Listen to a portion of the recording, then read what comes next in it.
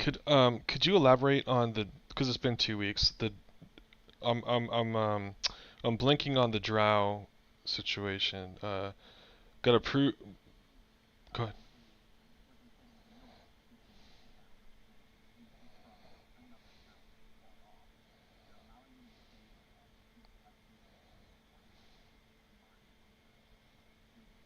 Mhm.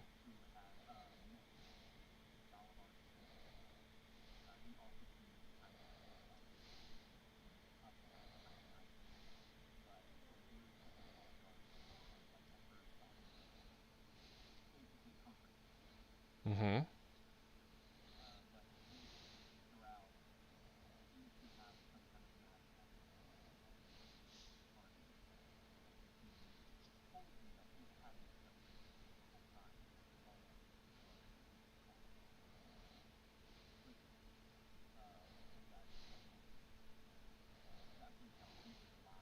Mhm. Our primary mission or quest right now is, as I recall, and please forgive me for 2 weeks, okay? We back in the caverns, we still need to get past the magical spider webs. The ghost child told us that if we were to put his bury him with his parents, so I'm really sorry, dude. The drow. I understand that the drow is at that house. Charmed me, and we believe that he rose those two skeletons. But we just, I mean, okay, when we came to that place and he charmed me, was that the first time we saw the drow? Okay, okay, well then I'm up to speed.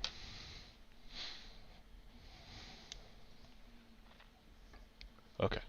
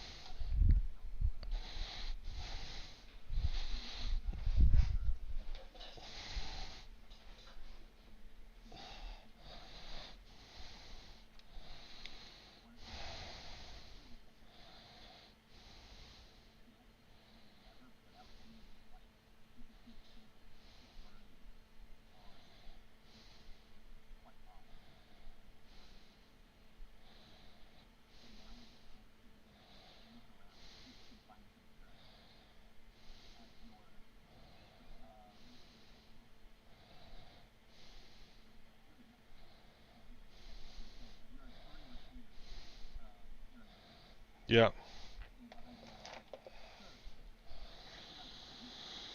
Right. So I say to one of them, Hania, I need you to take a look. You said that there were. So we. I'm sorry. Were you looking at? It looks like we're looking at more than one. Okay. So okay, we have a bookcase here. We have a desk, and then what is up here in the right top right corner? What's going on there? Right there.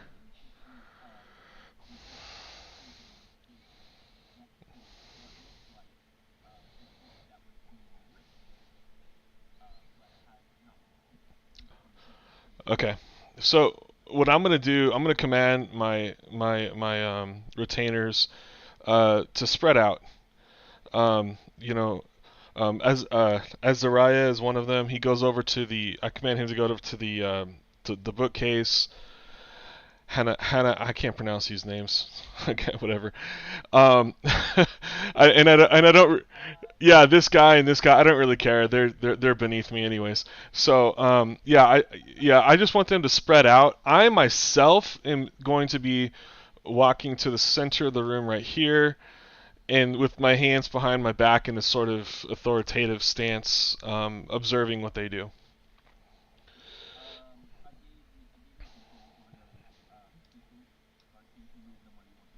Okay.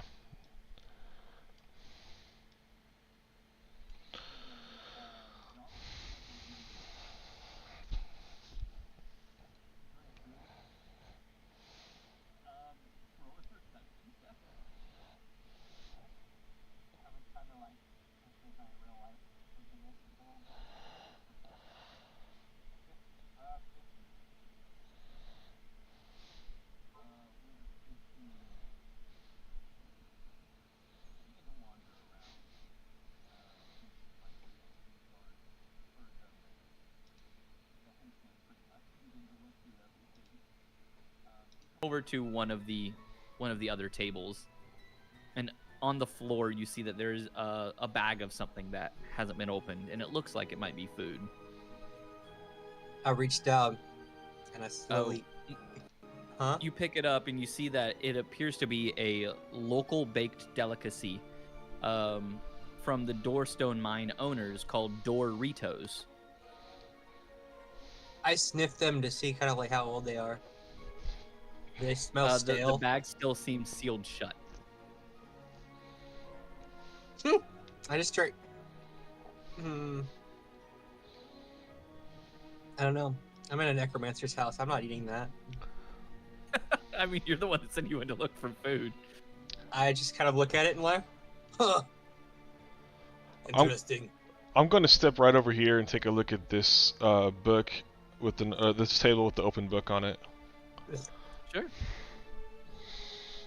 Let's see with that one. Can I head downstairs or should we do that together? So this is the only floor that you guys are on. The stairs you came up from. Oh. Yeah. So going down the stairs will lead you back outside. I go over here and I pet the cat. Oh, I tried to. There's The two cats? cats. Cat's over here. Oh, there is a second cat. Yeah, Yep. there's a second cat. It's well on top of the bookshelf. Unfortunately, you're gonna be out of reach, Donald. But Say, Irenaeus, there, kitty, kitty, kitty. And I hold out my arms. hold on. Irenaeus, you go over to this book. You begin to skim through it. It's written in common, so you can read it. But it seems to be talking about lore and legends of the land near here. Seems to be the book seems to be written by some author from Free City. It talks about great catastrophes and just tells a history of the world and some of the myths and mythology that reside within them. So some of these things may be true, while others may be completely fictional.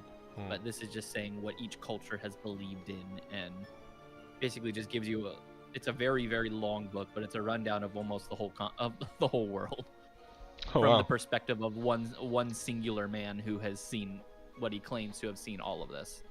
I see. Okay. Does any of it look familiar to me, though? Some of it does begin to talk about your god that you worship, Okay. as well as a lot of the pantheons, and you even come to a small section that talks about Diamond Lake. I And see. talks about the church within Diamond Lake that doesn't necessarily follow your god, but also follows a god of law. Okay. Um, I'll step away for a moment. I'd like to come over here to this, what looks like a telescope, and just look right through the glass. You put your eye up to the glass of the telescope, and you see that it appears to be fixated on one of the two moons. Okay. It's in line with I believe the green moon, Okay. as it appears to be trying to study not the bright side of the moon, but the dark side of it. Okay. Back over to Jonold real quick. Jonold, I need you to make me an animal handling check for trying to get that cat down. Pleasure. I'm gonna have to make a cat token. Hold on. 15. 15 animal handling check. You look at the cat as it stands up and it begins to stretch. And it jumps down into your arms as you are now like holding it. Oh, what a cute kitty. Turn for it, bang him on the head. And I just kind of like tuck him under my arm, and I'm just like carrying him around with me. Let me give you control of it then. Hold on. There you go. So when you move, you can move the cat with you. I have a clarification question for you. Sure. So, I have 3 retainers here who are searching. How do you want to handle their skill checks? Are they not as skillful as me, or would you like me to just simply do it myself? They're not going to be as skillful as you since they're technically using commoners' stats. Mm-hmm. So we'll make them do perception checks or investigation checks with the commoner stat. Okay. Let me see what that's going to be. I believe it's just a +0. Yeah, it's literally zeros across the board, so it's just a straight D20 roll for them. Okay. So if you want to just do like 3 D20 rolls, and you can place which one you want on each. Okay, I'll do that right now. Cool.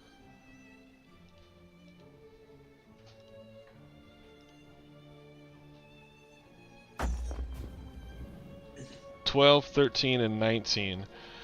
So we'll put 19 at the bottom. 12. 12 goes right here. 13 goes right here. Okay, so 19 bottom, 12 and 13. Yep. So we'll do the 12 and 13 first. The 12 in the middle seems to be looking through the books, but doesn't seem to find anything interesting. There's a few of the books that he doesn't understand and can't read because it's in languages that he doesn't understand. Mm-hmm. But none of he's pulling them off the shelves, seeing if there's some kind of like hidden compartment or anything that could be found, and he doesn't seem to find anything. Your 13 begins to look over by this cat, and as he's looking through everything, he accidentally like grabs onto the cat a little bit too hard as it reels back, just and then jumps off the table and begins to like run outside by the telescope as it's now like running along the ledge of the building. But he also doesn't seem to find very much other than this book, which he'll grab. And he does call you over still, and he says, "Hey, I believe I've found something interesting." All right. What is it? This book. It appears that whoever was here was writing it. As he hands it over to you, and it appears to be some kind of journal. Mm-hmm. The script. Oh no. What languages do you speak? I have Celestial, Common, and Infernal. Okay, so the script seems foreign to you, as you don't understand what language it's written in, but you can tell, very similar to the paper you found in the mines, that they ran out of ink, so they weren't able to continue going, as the ink pot next to them is completely out. I see. Would I be able to look at this? I know I don't know the language, but can the characters be familiar to me in the sense that might I see that it might be something of Elvish, or because I imagine Elvish would be some sort of fancy script and Dwarvish would be like not so fancy. So you can tell from what you have seen that this is definitely written in Elvish script. Okay. So it's more than likely Filge's journal. Okay. Your 19, however, as he begins to look around the table, he swats the cat off the table, Jonold, and the cat ends up knocking over the candle. And as you scramble to like pick up the candle, your retainer notices something. There's a hidden compartment underneath the desk. As he pushes the button, and that compartment pops out, and he finds another journal. Okay, I'm gonna sort of push him aside say, "Thank you for your work. You can stand over there now." And I'm gonna, Yeah, look what I have. yeah, I know. I'm gonna grab the journal, take a look at it. Okay. This appears to be written in infernal script. Excellent. It's the same handwriting that you saw from the other journal. Mm-hmm. Let's see. So, as you're skimming through this, Donald, you see this book come out of the desk of this hidden compartment. This book, you're going through it. It seems to have this reoccurring word that keeps saying, "Age of Worms is coming," and they seem to keep reiterating it and how they're preparing for it and how the glorious day will be upon us soon enough. You said me or Irenaeus? Irenaeus reads this. It's up to him if he wants to read it out loud. Yeah, I'll definitely read this out loud. But I'm gonna go ahead, please. Oh yeah, I was gonna say you also notice that many of the pages and even the outside of the book have strange glyphs, and you feel like you've seen these glyphs and sigils before. Do I see them? Yeah, you do. And Both of you can make a history check if you want. Yeah, I definitely want to do that. Didn't we see these in that room? With the chest, with the crown. Oh right. Okay. Well, anyways, my history check is 10. But let's keep in mind I'm still holding a tiara. Yeah. That I'd like to That's compare. right. Yeah, I want to compare this with the tiara. Yeah. So with your 10, you begin to, and Donald saying that, you Mhm. kind of think you're putting two and two together. So you pull out the diadem, and when you look at them, you notice the glyphs and sigils on the diadem are the same that are written into this book and engraved onto the covers. They are, or they're not? They are the same. I see. Okay, so I don't know what either one of these mean, but whatever they mean, they mean the same thing. So there's certainly a connection here. I say we keep the journal. All right, I'm gonna put the journal in my bag. Jonald, do you know anything about an age of worms? Unless it's like has something to do with farming, I don't know. I mean, farmers find worms all the time, but worms? That's just weird. That is weird. Till Raven's like, no, Donald, that's not what he means. He's talking about something from the book. I don't believe he's talking about farming. What would you have me call this journal? I'm putting it in my inventory right now. You can literally just put secret journal. Okay. Secret journal.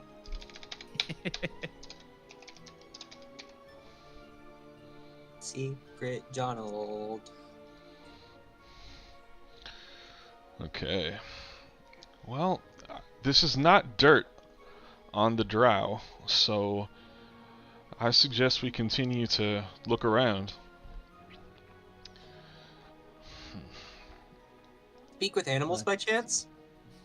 Do I? Do you have speak with animals? Do you or does Till Raven have speak with animals? I can take a look at Till Raven's sheet. I guarantee you I most likely don't.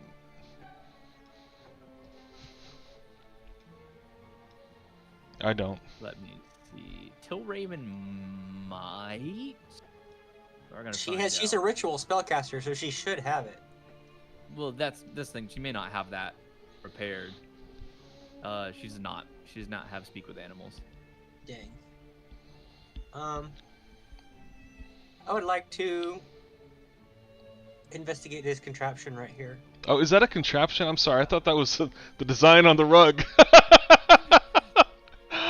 Yeah, so that is actually a big like metal sphere that seems to like align with the cosmological wheel.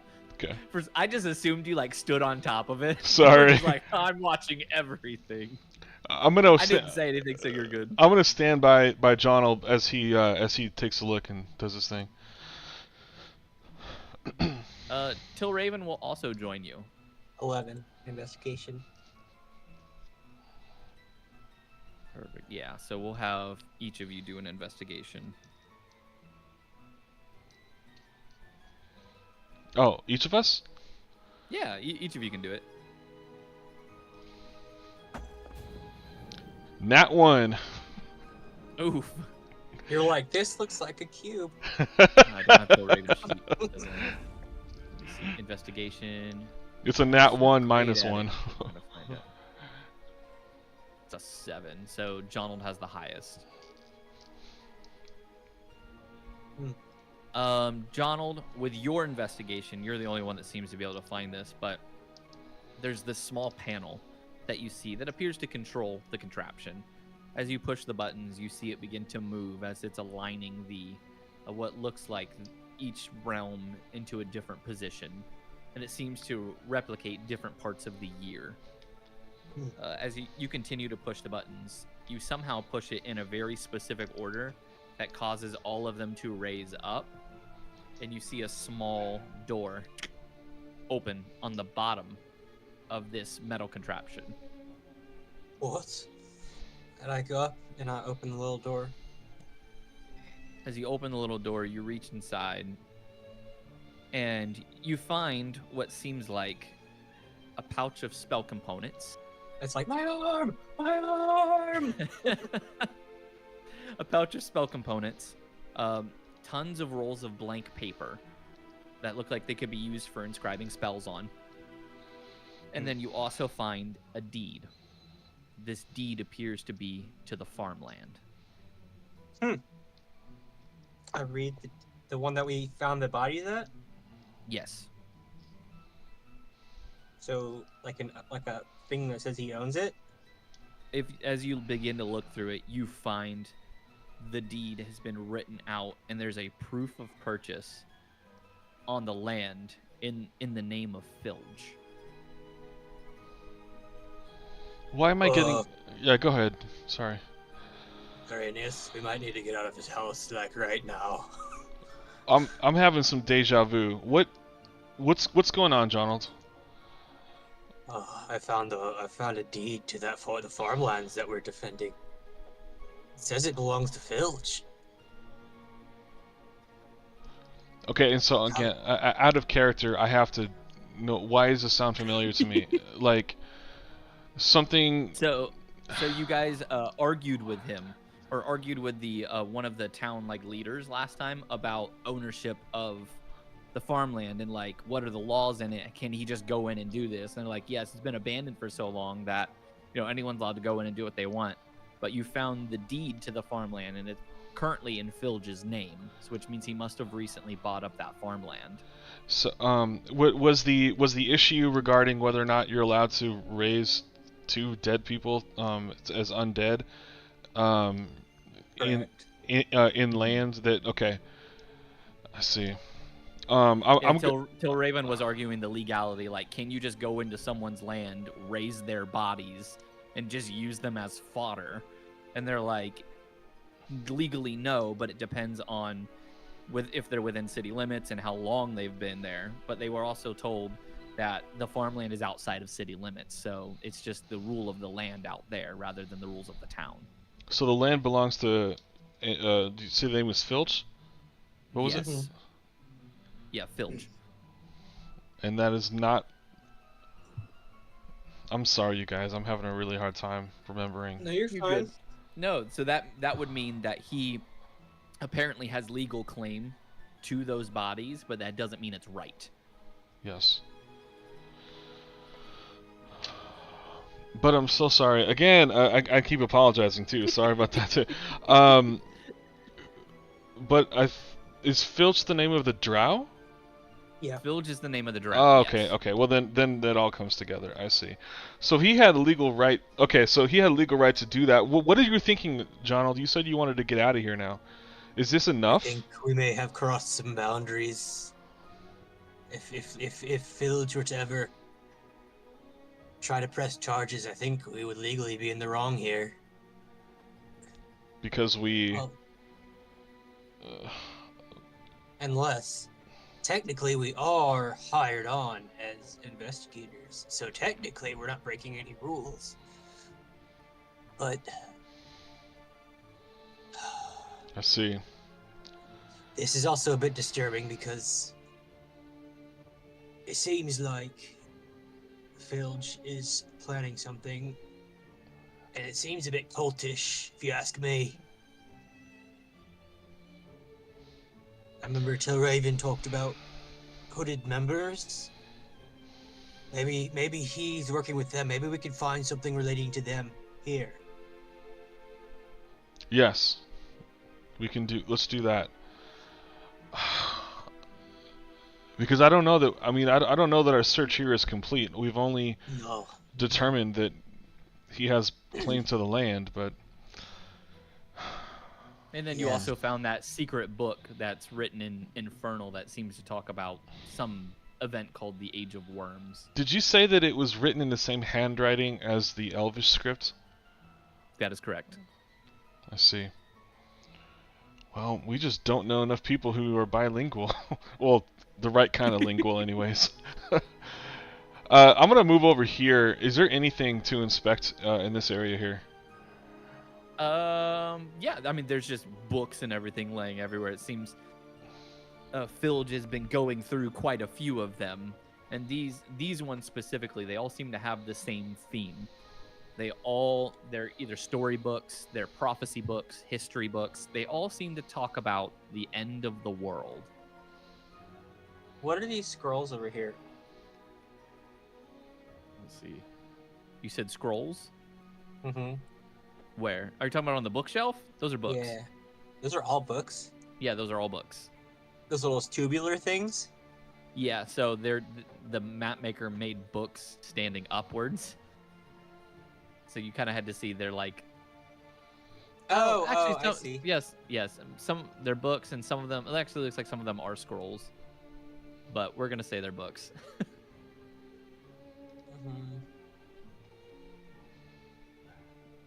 I look at Mr. Mittens over here, like, hey, you got any dirt on your master? Roll me animal handling.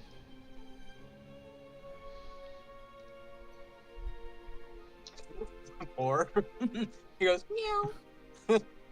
It just looks at you and just begins to lick itself. Well, it was worth a shot. So yeah, Irenaeus, you pick up one of the books. Mm-hmm. And it's a book of prophecies. And it just talks about all the different ways the world could end. And literally just names each and every one of them. It talks about Vecna. It talks about the moons colliding. It talks about Hecate coming back and taking back magic. It talks about all these just different world-ending cataclysms that have been prophesied over the years. And one of them does come up to talk about the Age of Worms. Okay, we've got to find out what this means. I keep seeing Age of Worms everywhere. What is this right here in on this chalkboard? That seems to be a drawn out map of the constellations, and their alignments seem to match with that of the metal object in the middle of the room before you started messing with it. It seems like he's waiting for something. Seems like he's waiting for something, or perhaps with this contraption in the middle. I mean, I get the impression that, I don't know, was he able to manipulate well, I wouldn't be manipulating the planets, I'm sure. I don't know, but maybe he's watching them, observing them. Observing them, yeah. Okay. Interesting. I like to take a look at, okay, let's see here. I'm holding a... Well, okay, the books that I'm looking at over here, I just like to skim them to see if there's any mention of planets or celestial or just like planets or stars. Sure. As you skim through them, I won't even make you make a roll for it because you can read each of the spines. Mm-hmm. You find one of them that talks about the celestial bodies, talks about the realms of the upper worlds, basically the good aligned realms within the cosmological wheel. I see. Do I see any wardrobes anywhere? Wardrobes, you do not see any wardrobes. Any like dressers that can store clothes? Any boxes? You do not see that either. This is not a house, is it? This is not a house. This is an observatory. Mm-hmm. Goodness. So he seems to be doing a lot of research here. Can I? What is this right here? Oh, sorry. Go for it. Can I? I just want to look around and just determine if there's anything that I haven't investigated yet. Sure. Make me a perception check.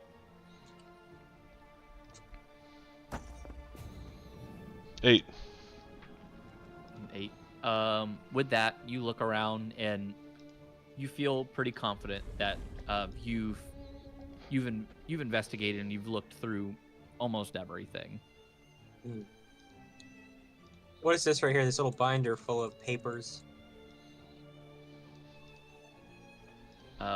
Make me an investigation check.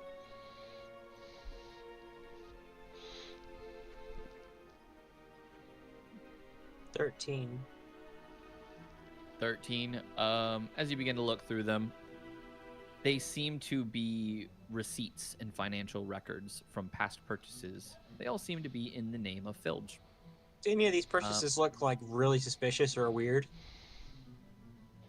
As you go through them, nothing seems to really stand out, but it's strange that the deed to the farm would not be within these receipts for purchases. That would be something that you do find quite suspicious. And there's also a weird gap between a lot of these receipts to where like some of these things that could be connected seem to be like really, really far off or really, really close.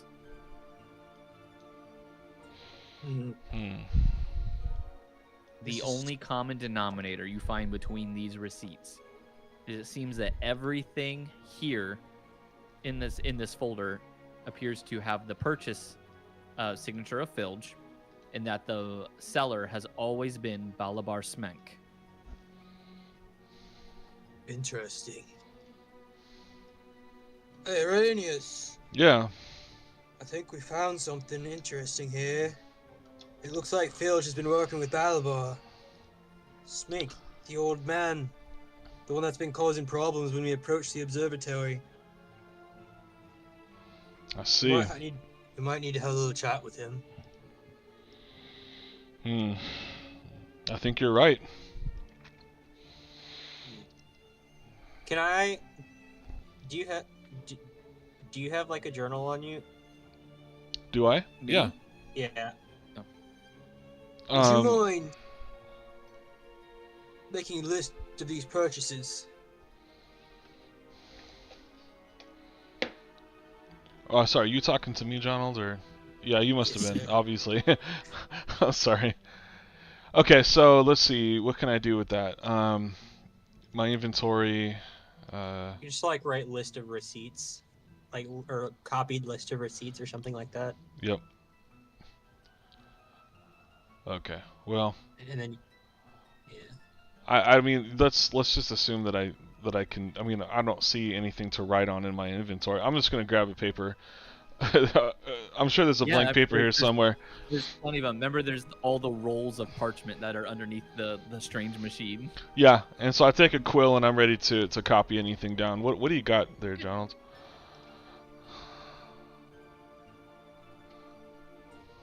Sorry, I John? froze for a second. What'd you say? Oh, you're good. Oh, So I'm what do you just. got there? What do you got there? What am I copying down? What's going on? All I need is a list of what he purchased and who he bought them from. Okay. But everything is bought from Balabar Smink, so that should be easy. So I want to know. I want to keep a record of everything that Balabar Speaks sold him. All right. Well, I'm gonna record all that down. Yeah, so you take like 10 minutes and you begin to write through all these purchases. They just seem really weird. A lot of them seem to be like different bits of land, as well as lots and lots of like what seems like spell components and magical supplies. Let's see. Anything regarding those spell components? Anything that I might recognize as being like where I can categorize it? It's like this particular one would have been for this particular school of magic, or something to that effect. You would be able to do that. And a few of the things you even recognize are things that have been bought recently that you actually found in the grave of the parents. I see. What did we find in the grave? Was it the spell components? Yeah, you found some of the like used spell components, which was like a rat skull and stuff like Right. that. Well, so I mean, it's pretty clear that. Well, trying to think of what to make of this. I mean, he owned the land, so I suppose he had the legal right to do that. Tilraven comes over to the window Yeah. and like opens up and be like, "We may need to be leaving soon. I fear if we stay too long, then this Filge fellow might come back soon." Yeah, just give me one more minute. I want to check something out. She leans over and looks at one of the books, and she picks it up. And as she picks up the book, you see lightning begin to shoot around the room as she has triggered a trap. And you watch as Tilraven disappears. Oh my goodness. What just Oh, happened? crap. Yeah, what just happened? I mean, I'm slightly panicking. Lightning, and she disappears.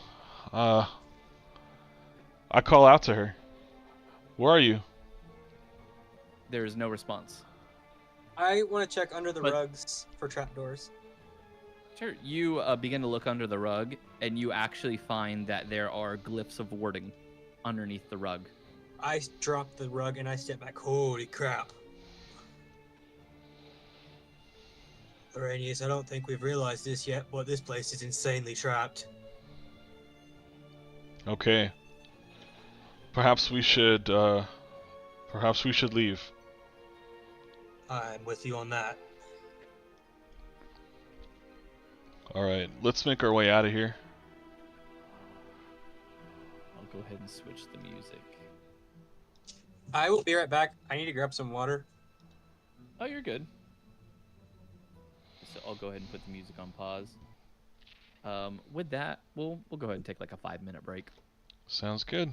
Listen, cool. I will be back as well then. Okay. Talk to your viewers. Okay. Viewers, I'm talking to you now.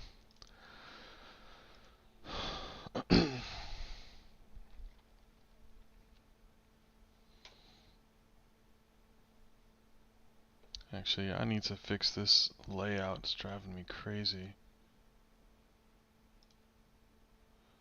I think that'll work.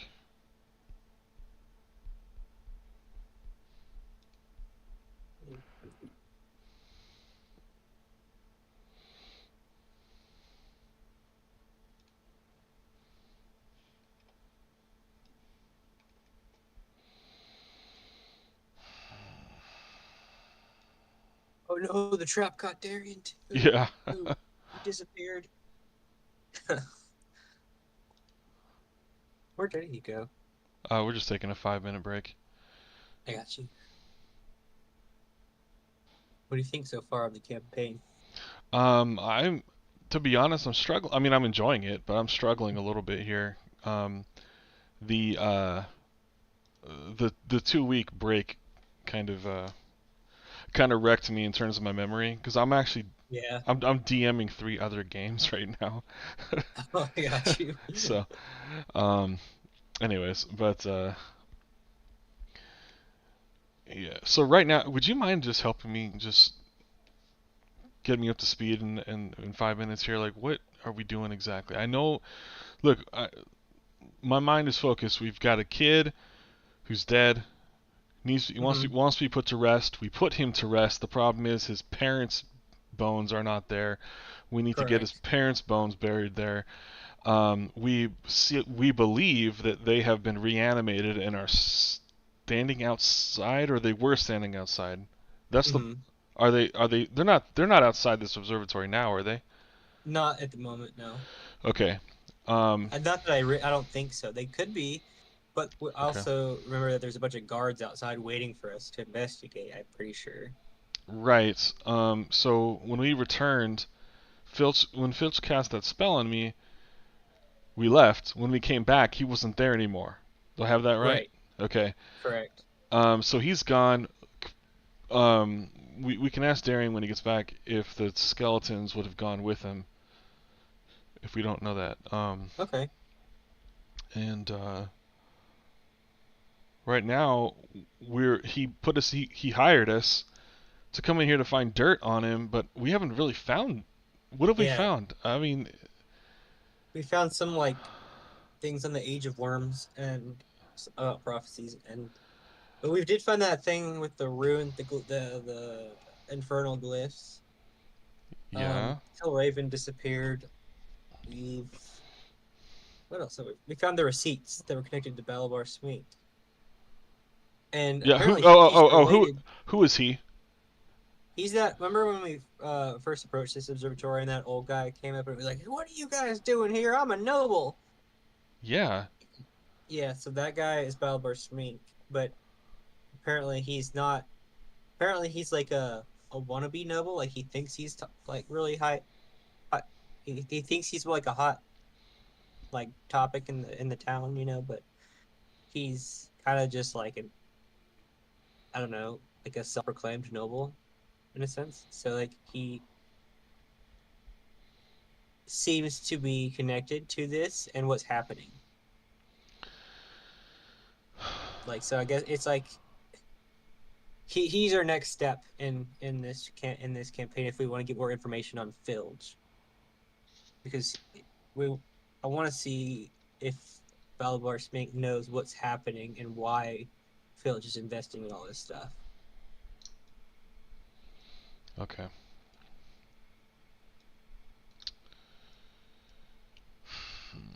Does that kind of answer your question? Yeah. I don't want to be a disappointment to you guys. I'm trying to keep. No, you're not. You know what I'm You're saying? not. But I mean, like, what? We're trying to find out what though. I mean, my mind's still focused on who raised the zombies or the skeletons. So, um,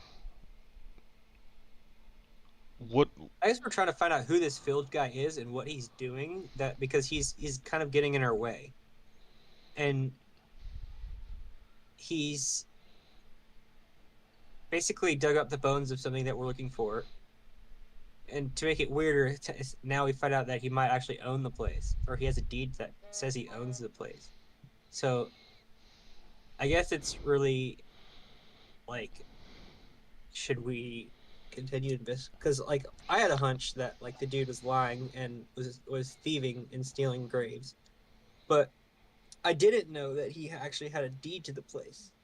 So because he has a deed to the place, he hasn't been stealing anything. He's No. completely legal. Um, Yep. so the only thing we don't know about him, the only thing we're curious about is what is going on with this Age of Worms. What is he waiting for? But I don't see any criminality here. I don't see Right. any ill intent. At least no evidence of it. I mean, I got a gut feeling, Correct. but that's nothing to go on. So Yeah. That's why like I kind of want to get a little bit more information from Balabar because I don't. I just like we uh, had this like role that these guards gave us. They said we're part of your. They could temporarily be hired, so like I kind of want to like use that to get a little bit more information before we're kind of kicked out of that role. But I also want to see press Balabar about. I want to see if Balabar is involved in criminal activity that's connected to Filge. Like kind of like see if he's like some sort of accomplice to something bigger, like the Age of Worms or something criminal. at Although, at this point, I feel that we might be jumping the gun a little bit? I mean, what? Yeah. Where's our any evidence that anything's wrong? I mean, he's look. I'm a little concerned about the Age of Worms. What is Okay. that? I mean, but um, we were sent in here to find out if we can prove that he stole those skeletons, and we found out that he didn't. So Hmm. we got a problem there, you know. Yeah. Yeah, that's what I'm worried about. I'm just like, oh, we got to Are you go saying we out. got a problem here, boys? Yeah, we Yes, got a sir. problem here. I say we might. I guess I realize that we have definitely jumped the gun. So I'm just trying to figure out like where we go from here. Now that we did jump the gun. Well, perhaps we can talk to you about it, Darian. Just you might be able to guide us. You okay there? Sure. No, Getting go ahead. um. Well, I mean, like, so are we jumping the gun here? Assuming any kind of ill intent or criminality with Filch, or I mean, So I can't give you too much right, right, without like obviously like spoiling story, metagaming, and everything like that. right, But what I can say is things that you have found can be important. right, You may not be able to get any sort of conviction from him at the moment, right. but you may be able to ask around about things that you have already gotten, and someone may be able to point you in the right direction. Okay, so at this At, point, at least to figure out what you have. at this point, John, my idea is we just leave. I mean, we got a problem here with a disappeared a Yeah, disappeared correct. till Raven, so we've got that issue to deal with. And she warned us before she disappeared that they could be coming back. And then there's this thing with the Age of Worms that I would like to know. You know, these common glyphs, you know, in the journal that I found and on the diadem, but I don't know what any of it means. We're gonna have to look around. But these guards, we're gonna have to go out there and tell them that we didn't find anything. So Yeah. who is that? This is my son. Say hi. Can you say hi? Like my hand is disappearing. There he goes. Grab it. You like my headset? You like my headset? Oh, buddy. I gotta pick a song. I know. I gotta pick a song. We're gonna do. Yeah, we're gonna do this one. So, everyone back when we're ready to go? Yeah. Do we know where Balabar Spinkle is? You do not. That's something else that you could also ask around if you really, really wanted to. Did you say you found something that tied him with Filch? Yeah, the receipts. The receipts tied the two together. Okay. That's the thing I had you record. Yeah. As you guys also leave the observatory, you are all now level 3. Oh, I crap. see. Okay. Want to do that now? Yeah, if you guys want, we can go Yeah. ahead and do the level up stuff because it'll probably help you as you keep going. Okay.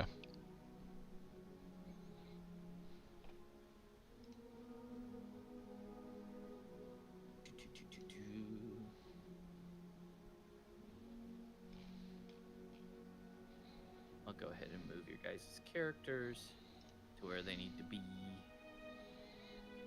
Diamond Lake.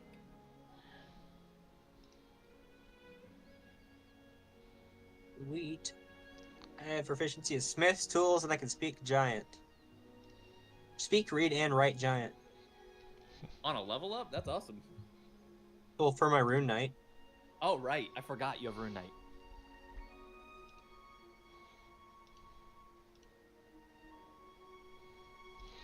Uh-oh. Do we want What's to do this now? Sacred Oath.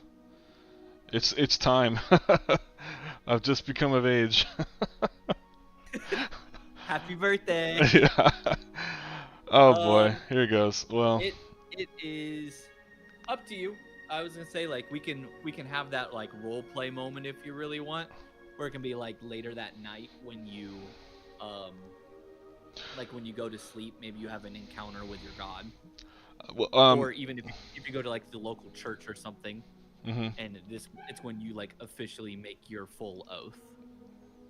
I But understand. like you can still get the effects and stuff of it, and then Ye- like roleplay wise, you'll get the oath like later that night. I would say. Yeah, that's fine. It's just that I gotta pick one. So I'll try to do this as quickly as I can here. No, you're good. If you want to wait on it, we absolutely can. Okay. 'Cause I know you still get like the HP stuff if you level up, and then you can go back and pick it afterwards if you really wanted. Do you just want want help picking it, or do you want to pick it yourself? Can you help me? Yeah, we I can absolutely give can. some input. Yeah. Well, the only options I have here are devotion, vengeance, and ancient. I can't break an oath if I don't have one yet, so I'm not an oath breaker. So Um, if you want to do Oath of Devotion, you're basically like forced to be good all the time. Okay. And if you like betray somebody, then you basically break your oath. Is that correct, Gary? Yeah, and that's fine. Do you know what Yeah. sort of what the benefits I'm- are on each one? Is what I'm Yeah, concerned with. kind of. Okay. So Yeah, I can help you out. Oath So Okay. I of just Devotion. I opened up more oaths for you as well. I selected my homebrew stuff, so there's probably going to be more stuff like the Oath of Beauty, Oath of Vengeance, and Oath of Ancients are also available to you currently. Okay. Oath of Beauty is kind of very. I don't know. It's very situational. Like I don't see a situation where I'd ever use that. Yeah. I see. For you, I'm trying to think about what would be the best. It just for feels him. like this is gonna end up being Oath of Devotion, but I'm only saying that from a roleplay standpoint. And I guess the gamer in me is making it be like, well, I'm not gonna get to use this feature. So here's the deal. I'm just gonna commit to Oath of Devotion, just so I can commit to this good person concept, and Your whatever. character honestly fits Oath of Devotion from how they act and like what they kind of like have represented so far. Okay. I think Oath of Devotion would definitely fit your character. All right then. Yeah, We'll I was gonna say maybe Oath of Vengeance, but That is true. that's more of a like. That's That's- more of having a reason. Like everything's been taken from me, so my oath is to basically destroy what has like done me harm and stuff like that. Yeah. You're not really doing vengeance on anything. I would definitely say you're more devotion because What is you Ancients? are Oath of the Ancients. That's like an elvish thing, isn't it? I mean. Anyways, I don't know. Go ahead. Yeah, you could do any of them. Really. Yeah. It's like the Druid. It's like the nature. It's like the nature paladin is what it is. Yeah, it's basically you're a paladin, but you also want to be a druid. Yeah, it's paladin druid. It looks like I can prepare 4 spells. You So, also gain a lot from devotion, I think. okay. Yep. Devotion's one of the ones in the player's handbook that you gain quite a bit from. So I'm going to prepare some spells here. Yeah, go ahead.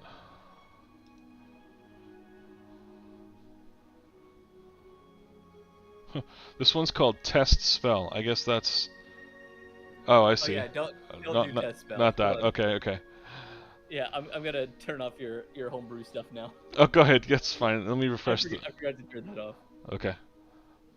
I want to Yeah, there you go, refresh the turn it off. page. So Yeah. you can refresh your page, and now you'll Okay. have what you can use. Holy crap! I can actually use the actual unarmed fighting style now. Oh, after the update. Yep. Okay. I think now that you removed homebrew, I don't have spells. So Oh, you don't have any spells? well, I mean I have 2 prepared. I have sanctuary. Oh no, forget what I'm saying. Now I see it. Okay. No, you're good. Okay. So going to prepare command, compel duel, and that's 2. Do you think detect magic? I'm talking to Jonald right now. Do you think detect magic would be good? You think or? What are your options? Like, what are all of your options? Oh, I got plenty. Let's see. Bless, command, compel duel, cure wounds, detect good and evil, detect magic, detect poison and disease, divine favor, which I don't know what that one is. Extra radiant damage, divine smite, heroism, protection from good and evil, pure. Divine Smite, absolutely. All right. Well, that's going on. Say Divine Smite is always good. You can never go wrong with Sanctuary or Shield of Faith. Shield of Faith has come in handy for pretty much Sanctuary. every hardcore, paladin like, I've ever seen. If you had to choose between Sanctuary and Shield of Faith, Sanctuary is like, dude, like that will save your character or someone else's life. You're thinking like- Shield of Faith. Sanctuary because- means you can't be targeted. Actually, but yeah. Shield of Faith will give you a +2 bonus to AC for 10 minutes. Well, something is making Sanctuary always prepared for me. So, moving on from I that. think you get Sanctuary as a spell, as it always Yeah, prepared spell. you get it Yeah. automatically as a paladin. Yeah. So let's go with Shield of Faith, and then that can complete the spells. Perfect. So yeah. Yeah, 'cause Sanctuary Shield of is Faith, like one of I those bel- things, like if you're protecting somebody and you absolutely do not want them to be targeted whatsoever, you're just Yeah. like Sanctuary. Yeah. Yeah. And I was setting myself up to be a protector person, so Okay. looks like we are good to go. So back to the character sheet. So let me check. Hey Darian, Was a were you unable to remove your fighting style unarmed fighting from the homebrew section? Not the official. Absolutely. It's kind of cluttering my sheet. Yeah, I can just remove it from your sheet. Where is it? There it is. Oh yeah. Oh my goodness. Yeah, I see it. It's definitely cluttering up your actions and stuff. Yeah. Let me go ahead.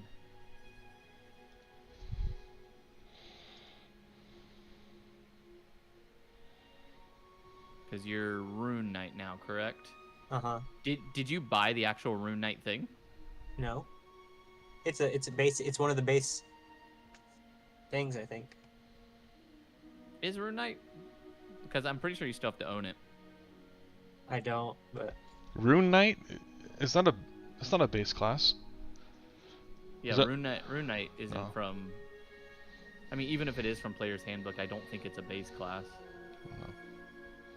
But I can remove it afterwards if you're all right with that. that's fine. Yep, I'll remove it afterwards just so we don't take up too much more time. But you guys have leveled up now. Mhm. As you head out of the observatory. One thing I want to can see- remind you of, Darian, Yes. and use this as you will. As a level 3, my wings are now available to me. Yes, I thought about that. Mhm. Because I had to look up a bit on it because I was like, all right, so how are the wings gonna work and everything? hmm But yeah, obviously they're like spectral wings and stuff. There is an argument in the community still about the ruling on them, about them potentially not being able to come out unless you have your armor like modified for them to come out. But that yours doesn't specifically say that. It only says that for like, I think Draconic Sorcerer, because Mhm. they get the same thing, but it says like it doesn't work unless your armor and clothing are modified. So we may have like role play opportunity where your wings will like come out as you like swear your oath. Got it. Heck yeah, I get a spell now. So I'm not gonna fly until that happens. Just to be fair. Yeah, that's fine. So, you all begin to head out of the observatory, minus Tilraven. hmm Go ahead and remove Tilraven. Boop. As you head out, the guard who let you in sees you and says, "So, did you find anything incriminating?" I'm gonna look sideways at John Alden. I say, incriminating, no. But very interesting. We found some leads, which could lead to some incriminating evidence. So you didn't find anything? Well, I Did you mean, not hear me? yeah, it's all in the definition of. There are some really cute cats in there. The other guard from earlier is like, I want to see the cat. And, like, starts to head in, but the guard stops him and says, no, you're on duty. I'm gonna see the cats for now. You stand guard. Oh. He goes, all right, you lot, get out of here. You had your snooping, and with no evidence currently, I can't give you the skeletons. Fair enough. Fair enough. But I want to ask you, what do you know about the Age of Worms? Does that ring a bell to you in any way? He goes, you mean like worms that you'd find in the dirt? That's what I said. And then I roll my eyes and I say, never mind. Hey, could you point us to Belbar Smink? Malabar? Yeah. Yeah, I could probably point you to him. Is he a merchant by chance? He says, oh no, Balabar owns one of the mines. Oh, So he's quite the rich in town. In fact, he has a bit of sway over us guards. Let me see, Balabar's house. Oh, I think I just looked over it. There it it's is. like, congratulations. Smenk residence. It's his neighbor. Just kidding. The Smenk residence. Belbar. Belbar Stink. More like Balabar stink. Where is it? Hold on. Oh, okay. I'm putting the actual like name for it. So I'm gonna focus ping. Okay. Oh, it's all the way on the other side of town. Over by the water. What do you think, Baranius? Should we travel to Balabar Smink's residence? Or would you like to rest? I am not in the mood to rest. We must complete what we've started. Let's go on. Before you head off, Okay, let's do it. other guard like taps on we're gonna say Irenaeus's shoulder. Okay. So the guard captain has already gone inside to pet the cats. The one guard that's been left behind, he says, you said something about Age of Worms? Yes. Says, so I've heard rumors of something like that, but I'm not exactly sure.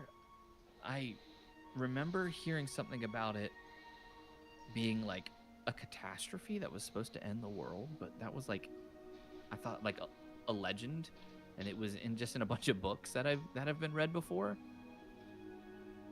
I guess if you really wanted to know more about that, you could go see Alliston. I mean, he would probably know way more about that. He has pretty much a library all to himself. And I ask him, who is Alliston? He says, Alliston is a wizard that actually lives within town. He does a lot of research and stuff, and he's gotten into trouble a few times, especially with Balabar and some of the mine owners, as he keeps trying to go in and take materials and supplies. I see. Well, thank you for the tip. We'll have to check that out. He says, just be cautious. He can be a little weird sometimes. Most wizards are. Do I hear this or do I not hear this? Yeah, you hear this. Okay, if he hears this, then I'm gonna eyeball you, Jonald, and I say, what do you think? I think we should make a slight detour now. Let's do it. I think. Could you point us to this wizard's house, sir? Yeah, absolutely.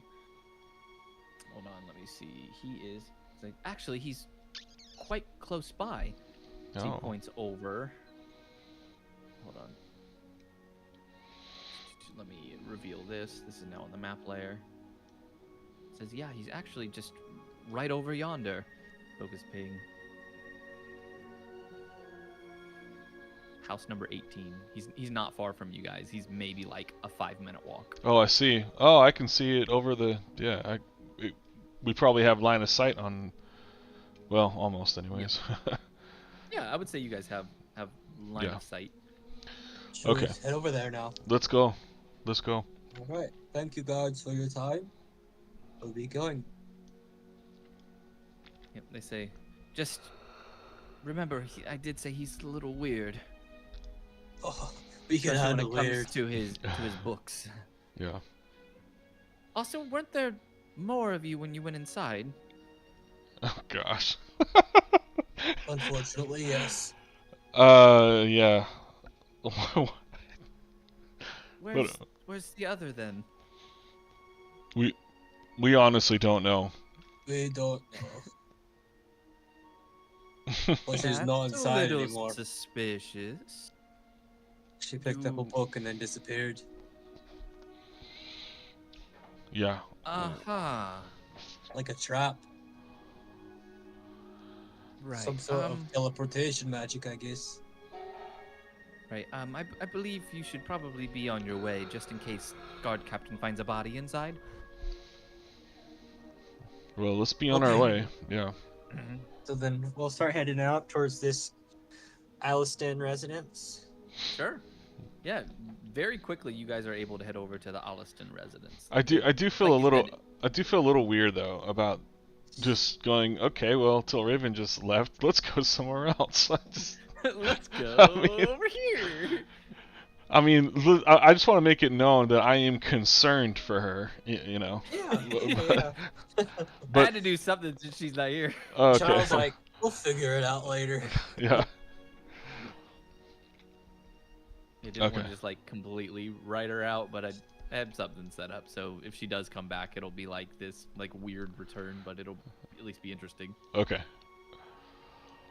As you guys begin to head over to the Alliston residence, you begin to approach, you know, through the grass rather than through the pathways. You approach up to a door. You can see that this definitely used to be a library. It's still very well kept, but it looks like it's been turned into someone's home. I would like to knock on the door. Wait. I'm gonna put up my hands and stop you. Yes? I'm gonna command the three retainers to set up a perimeter. They are armed. I know that they're not combatants. That's understood. Nevertheless, they still are armed, and I'm gonna command them to set up a perimeter. So just evenly spaced around the. I mean, I can move them myself actually, but yeah. Yeah, if you want to go ahead and move. them, so you can Actually, space them where you want them. I can't. You took that away from me. Oh, you don't apparently. have. Okay, yeah. Let me go ahead and give that back to you real quick.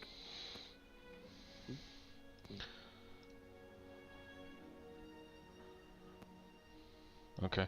So There you go. I You'll be simply able to move them now. yeah. So I simply say to them, okay, there's one more that I don't have. Oh wait, no, I got it Yeah, now. you're good now. And I just tell them, I'm counting on you three. Keep us safe. I say, yes, sir. Yep. As they begin to go around, one of them's like, oh boy, oh boy, oh boy, we're gonna stab some things. Yes. Yep. All right, go ahead, John. I'll knock away. No.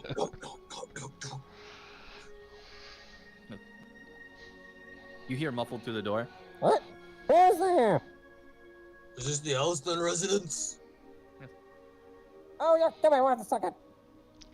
As you hear some what sounds like steps, like as he's coming down some wood steps. You hear a bunch of just as he's unlocking the door. You guys sit there for like a couple minutes. It's like Then you the just final- hear the sound of an arcane lock shattering. He finally finishes with the lock and he opens it up and he goes. He seems to pull out a little coin purse and he's going through it. All right then. So how much do I owe you? Let's see. He looks up. Hold on there. You don't owe us a Well, thing. you're not my delivery boys. What were we supposed to deliver? Well, I was looking for some food. Who the heck are you? Friends. Coming to visit? He adjusts his glasses as he like squints at you. I don't recognize you. He looks over You've here never and met notices, us. and I certainly don't recognize you. That's because we've never met before. But You say yet we're we are friends. Friends in the making. We're very friendly people, and we would like to make a new friend. One of you make me a perception check at advantage. Just one of you. Uh, Whoever's got the highest persuasion. oh, Persuasion? persuasion. Yeah, persuasion. Have- Oh check. no, I no, have that's +2. no. I got +5. That's Go for it. that's me. Yeah, do that at advantage. Sure. 17. With that, he looks at you, goes, all right then, come in. Wonderful. He said, you can join me for dinner. All right. What would you like your retainers to do? Do you want them to keep the perimeter? Oh no, they stay where they are. Okay. So you guys begin to head inside. And he brings you up to his study, and there are just thousands upon thousands of books. You see a very large roaring fireplace with two what looks like large red velvet chairs. One of them used quite regularly, and the other almost in pristine condition, as if it's rarely, if ever, used. So, do you have a favorite book? He goes, oh, I've got quite a few favorite books. As he holds up his hand, you see one of the books float over to him. As he grabs it, he goes, this one I'm currently reading through. Oh yeah. He says, you would probably benefit from this, as he hands it over to you. I look at the front of the book and it says, It says Elvish for Dummies. "Can I keep this?" He goes, yeah, I've got a couple copies. Heck yeah. I put it in my bag. A few copies. May I have one as well? Well, what are friends for? And he floats another one over. He hands it to you. Gives you Elvish for Dummies. After 40 hours of reading it, you guys will be able to speak, read, and write the Elvish language. Okay. What race is this guy? He's human. Okay. He says, so, you say you're my friends. He sits down. Mm-hmm. What exactly do you want from me, other than my books? We Well. want dirt on Phil. What's his name again? He's jumping right into it. Funny. Yeah, Filch, right? What was his name? He We goes, want dirt on Filch. Oh, And maybe Filch. even Balabar too. Filch. Let me think. Oh, yes, Filch. Ah, I don't know him. The Drow, the one in the observatory. Yeah, I don't know who you're talking about. Now what about Balabar Snake? He goes, oh, that guy. He's kicked me out of his mine several times. I can't get anything that I need from there. What do you need from the mines, if you don't mind me asking? He says, there's a precious metal that I've been trying to experiment on, using it in my magical studies. It seems to be specifically attracted to metal itself. It's strange. It's an onyx color, and I've been trying to mine it from the walls, but every time I get close, he kicks me out.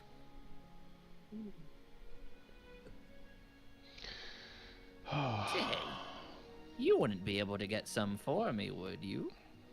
I think we might, to be We might, honest. we might be able to do that. Well, we need your help with something. He goes, oh, and what Yeah. would that be? We need to figure out what Balabar Snake is up to. He goes, but what is he not up to? He's a paragon of corruption.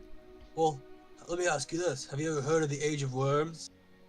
He goes, no, that's something I haven't heard in quite some time. Give me one moment. He begins to, you see a bunch of books beginning to float around to him. And I go, no, that's not it. No, not that one. No, not this one. Ah, here we are. It says, it's a book that I've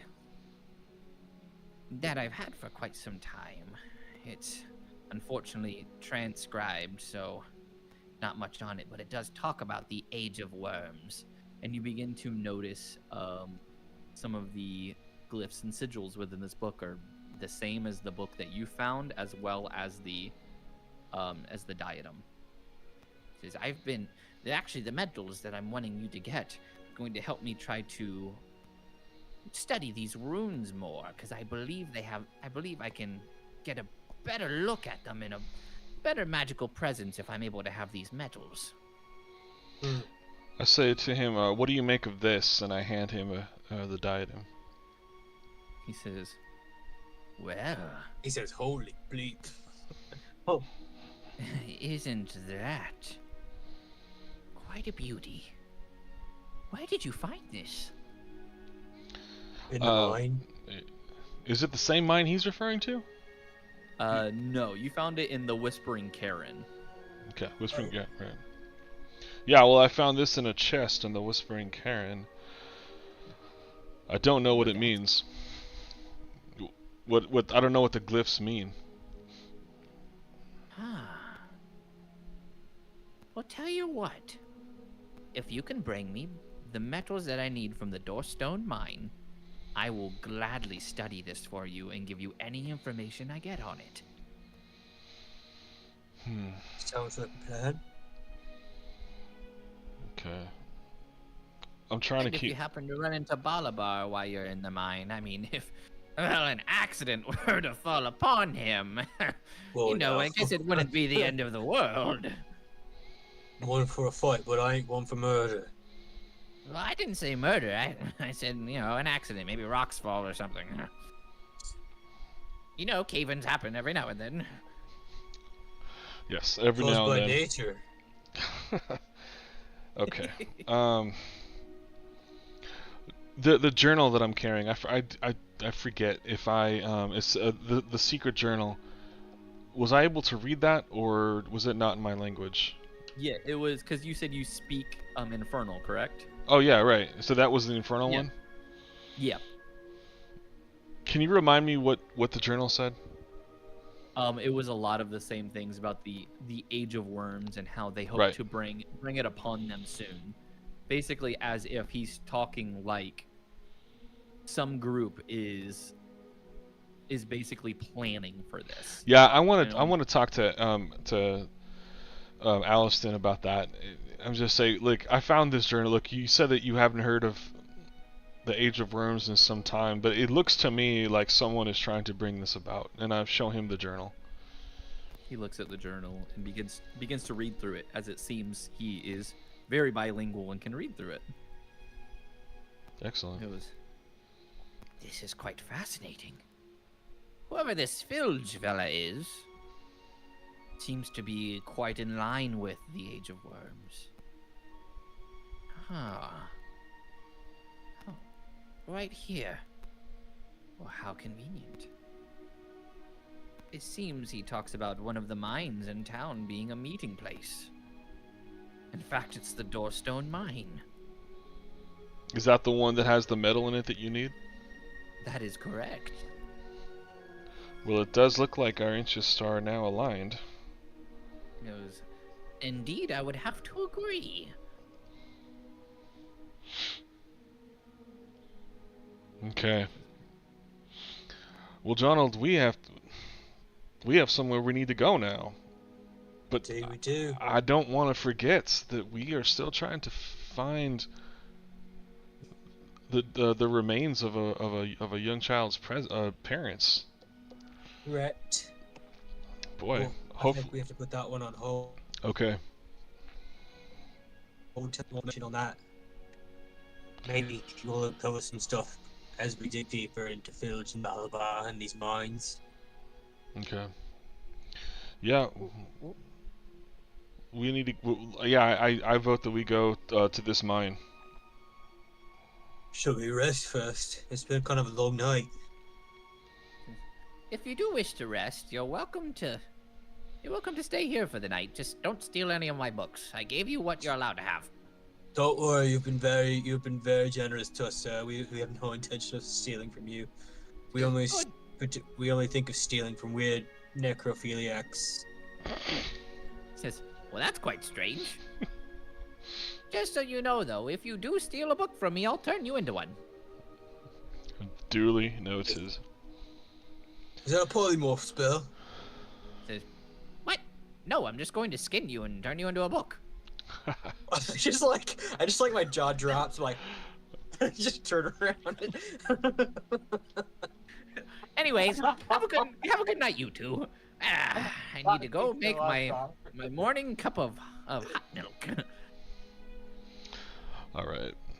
So we'll take a long Uh, rest then. Sorry. Yeah, you guys are absolutely good to take a long rest.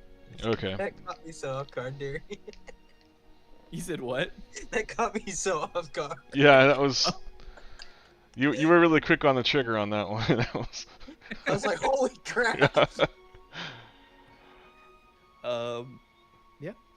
Yeah. For roleplay purposes, I'm gonna have the retainers camp outside. They're like, why can't we sleep inside? There's plenty of rooms.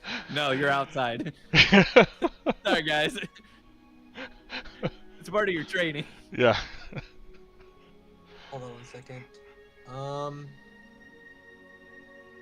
Rune carver. Okay. Let me get a look at these runes real quick. You're good. No, you can look through your runes and choose which one you want. Irenaeus. Yes. As you sleep tonight, Mm-hmm. you begin to have a dream. You see what almost looks like, in your dream, the end of the world. You see this large, green, like eldritch monstrosity that appears to be hovering over Diamond Lake. And you can see everything that is underneath this monstrosity is just completely destroyed and decayed with a necrotic energy that seems to literally drain the life from everything. As you see this creature pass over you, these large green worms are literally shooting out of the ground and devouring everything they see in sight. As you seem to be like running through the town, standing there and watching all this happen as you're trying to stop it, but you don't have enough strength. You can feel your god calling to you and compelling to you, saying, slay the beast, kill the monsters. You must protect the people. You must end this darkness before it begins. And in your dream, you feel wings sprout from your back as you begin to fly towards this monstrosity with your sword in hand, glowing a holy radiant light as you drive your sword deep into the monster, and that is when you wake up. Okay. And when you wake up, you are... What, Max? There's a bunch of dirty dishes. when you wake up, you are forever changed, as you now have the ability to sprout these wings, and for a short time, you're able to fly. Okay. Got it. And you are changed. Obviously, you were an Aasimar, but you are like changed to an Aasimar. I understand. Nothing in that dream would compel me to just tell Jonold what just happened. So this is, I'm gonna internalize everything. I mean, but I, everything you just said is in my mind, but it's not a conversation I feel like I would have with someone. No, So, it absolutely doesn't have to be. yeah. Jonold, you also have a strange dream that night. Does it involve me getting turned into a book? It does. You dreamed that you went into the library, and that you took one of the books off the shelf, and when you were reading it, you accidentally dumped it into the fireplace. And when you turned around, Alistar is standing behind you, but he's like 9 feet tall. He goes, "I told you I'd turn you into a book!" And when you look around, you see the 2 cats from the observatory, who are also books, coming up to you going, "Meow," and you're like, "No!" And then you wake up. Okay, I'm gonna... So what I'm gonna do is I'm gonna choose 2 fire runes. I'm gonna put one on my right here on one of my gauntlets, and then one right here on the other gauntlet. Okay. It gives me advantage on on rolls with the tool, and also gotcha. I can use it in combat. You said your fire runes? Yes, sir. Gotcha. Yeah, because you can have 2 runes. So are you just... which 2 runes did you take then? Fire. Just 2 fire runes? You're only taking fire? Yep. Okay. Let me see. Can you even take 2 of the same rune? You learn can. 2 runes You of just your can take choice 2 of for any one. as you want. Oh, okay. It's like ammunition. Each time you gain a level in this class, you can replace one of the runes you know with a different one for the future. I'm pretty sure you get You can choose the fire rune and one other rune. I'm pretty sure is what it is. I don't You think can you can choose just two of stack the up same. on just fire runes because you can use the fire rune over and over again, but you have access to 2 runes. Interesting. So you could choose like the Hold on. cloud rune or the frost rune, but you can just use the fire rune both times. That's a good idea. So I guess I take a fire rune and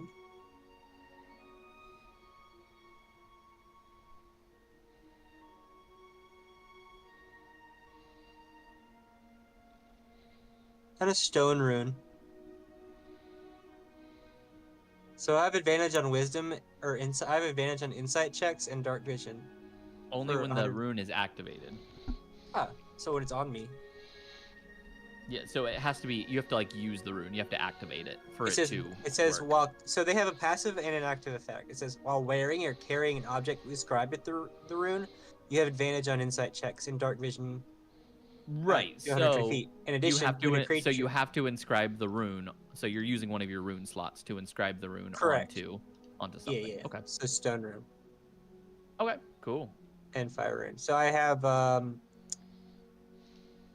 a proficiency bonus is doubled for any ability check you make using a proficiency or a tool, and while carrying an object inscribed with this rune, the stone rune, you have advantage on insight checks and you have dark vision. So if you ever make an insight check, I have advantage.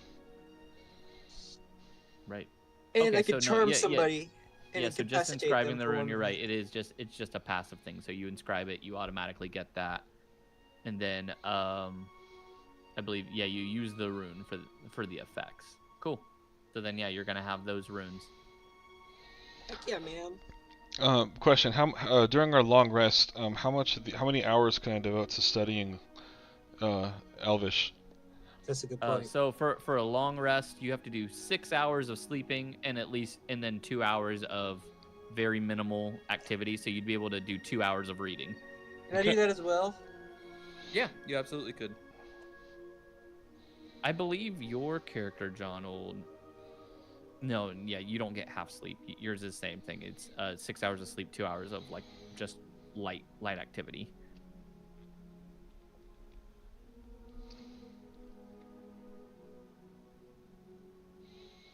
Yeah, so with the wisdom.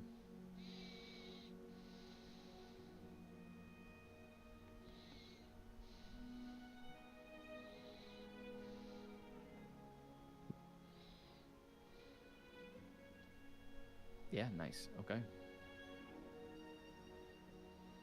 gonna have to try to remember all these features that I got. Yeah, fire and stone. While wearing. And which object are you wanting to inscribe with these runes then? Because you can only have one on one each rune gauntlet. per. Okay. So fire rune on one gauntlet, and then stone rune on the other. Yeah, so you have advantage on insight checks, and you have dark vision out to a range of 120 feet. Even though you already have dark vision in 120 Correct. feet. Yeah. Perfect. So, yeah, you guys wake up the following morning. Alistan seems to be making breakfast. He is currently wearing an apron, and only an apron. Gross. So, as from the back, you can see his butt. Mm-hmm. Well, yeah, And we Good were morning, Master. told this guy was weird. Yep. He turns around. He goes, "Good morning to you guys. Would you like some eggs? I made them myself." What kind of You see eggs him are frying they? up, He goes, "Abyssal chicken eggs."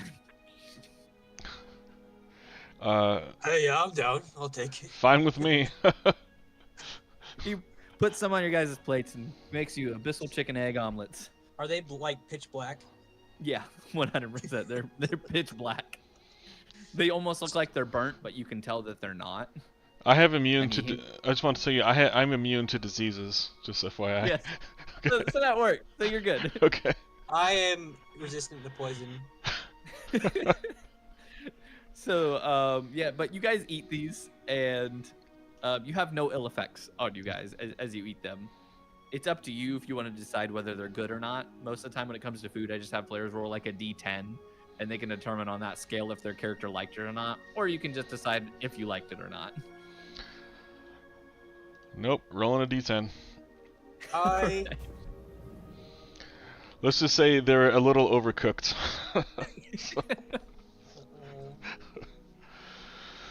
I would say that makes sense. they're 8 for me, so I love them. Oh, they're great. Oh, Very speaking delicious. of which, if you guys want to do the exclamation point update on Okay. Discord, that way your character sheets will be updated to the level 3 stuff. Sick. Is it with a space or no space? No space. No Exclamation space. point update. Yep, there you go. Yeah, so it'll update your hit points, spells, spell slots, and stuff like that now. But he says, "Oh, I'm glad that you liked them. Would you like some more?" As you see, he has at least 12 pans lined up, all of them with the eggs inside of them. I'm gonna just step outside, call the 3 in, and say breakfast is on. They go, "Oh, great! We're allowed inside now." Yes. As they begin to head inside, and they just catch like a whiff of the odor, and they're like, "What? What is that?" No, we shouldn't offend our host. You know. You see Donald. He put like 4 more on Donald's plate. Yes. I just eat them all up. The retainers look at you and say, "Sir, do we have to eat this?" No, They're trying to like say it to you as quietly as possible. you don't have to eat any of it. I'm just offering. One of them sits down. It like takes one of them and then takes a bite. I'll have you roll the d10 for it so we can see if he liked it or not. That's a 3. It's a 3. He just looks over to you. He looks Tears in his down at the- eyes. looks down at the egg. He's like, "I'm so hungry," and then he just starts to eat the rest of the egg. Oh, poor guy. Is he The other, crying? the other 2 sit down and they start to eat the eggs too. They do not like it. They're not fans. Oh, I was like, it's so delicious. But you guys end up finishing the eggs. And Allison says, "All right then," as he wipes his hands off, takes his apron off, and just starts to ball it up. He goes, "So you're going to be heading to the mine soon then, eh?" Yes. The guards are like, "Whoa." I Hold was on a legit second. looking up. I'm like not looking down at all. Yep. He says, "Oh, good." He looks over at Tanner's and throws his apron to him and says, "Here, watch this for me." It just lands over his face. He pulls it off real quick. It landed on me backwards. Alston says, "Oh, don't be such a baby. I bathe every week." Says, "Anyway, I'm going to my study." As he snaps his fingers and his robes appear on him. He says, "You lot are free to head out when you want. So you Once you bring me back..." Oh, go ahead. Oh, just saying, as he snaps his fingers, I just look at Jonathan and said, "You're telling me he could have just been clothed this entire time? All it would have taken was this?" Yeah, he's a wizard. The point is, he didn't have to be naked. But I did say he was a bit weird. Why Yes. not? This is my home. oh, you're That is still also here. fair. Okay. He says, "Anyway, once you bring me back the medals, I'll be more than happy to look at those runes that you have." It's a deal. What, these? And I like I point to the ones on my gauntlets. He goes, Oh, No. what the hell? "Not those." He says, "Anyway, good luck to all of you, and don't die." As he slowly shuffles back over into his main room, finds a book and begins to read it. As he's sipping on his small cup of tea, he goes, "I don't like tea. Why do I keep making this?" And we start heading towards the door. You guys head towards the door. The retainers, following behind you, they seem to be upset about something. They seem to be holding their stomachs as if they are not feeling too well. Hmm. And Like, and I just pretend like I don't notice, and we just move right on. You guys move right along. Information that Alistan gave you is Mhm. that Doorstone Mine is right here in town, and it's not far off. Focus ping over there, Mhm. and when you zoom out, you actually can see it's maybe like a 20-minute walk, Oh, good. if that. Well, You can head Is over there. let's head over there. We'll enjoy a nice stroll. Yes. Let's do so. Let me see.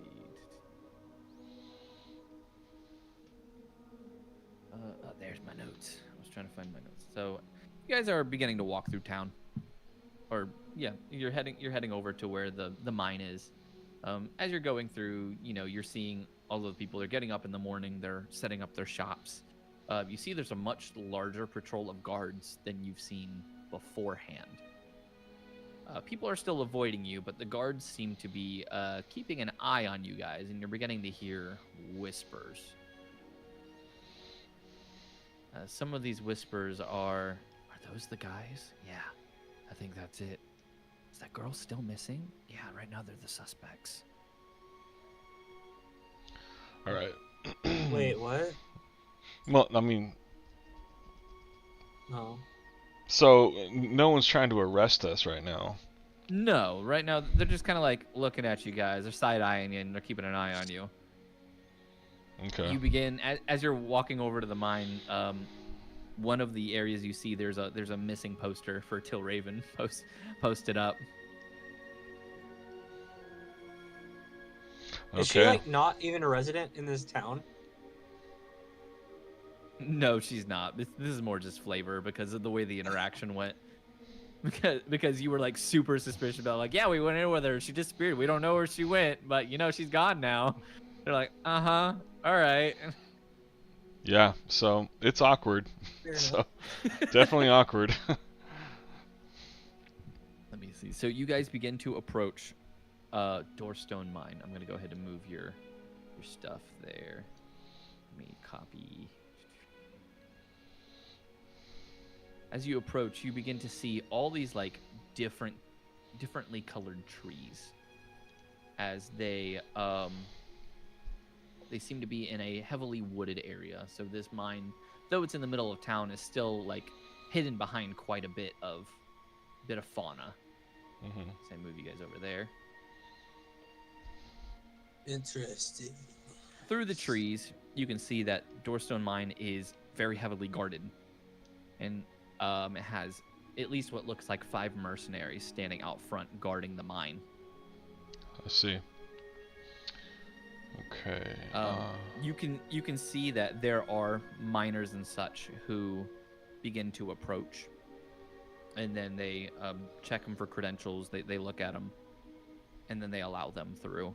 And then there's a few of them that they just don't seem to pay any mind to whatsoever. But anyone who's slightly out of place, who doesn't appear to be in a uniform, they stop at the gate and they say, "You're not allowed inside." Okay. You go, "Please, but my husband is in there and he needs his lunch." He goes, "Nope, we'll take that." And they take the lunch real quick, and they basically say, "Get out of here." And they kick the woman to the side, and as she leaves, they open up the lunch and they begin to split it amongst themselves and eat it. Yep. Okay.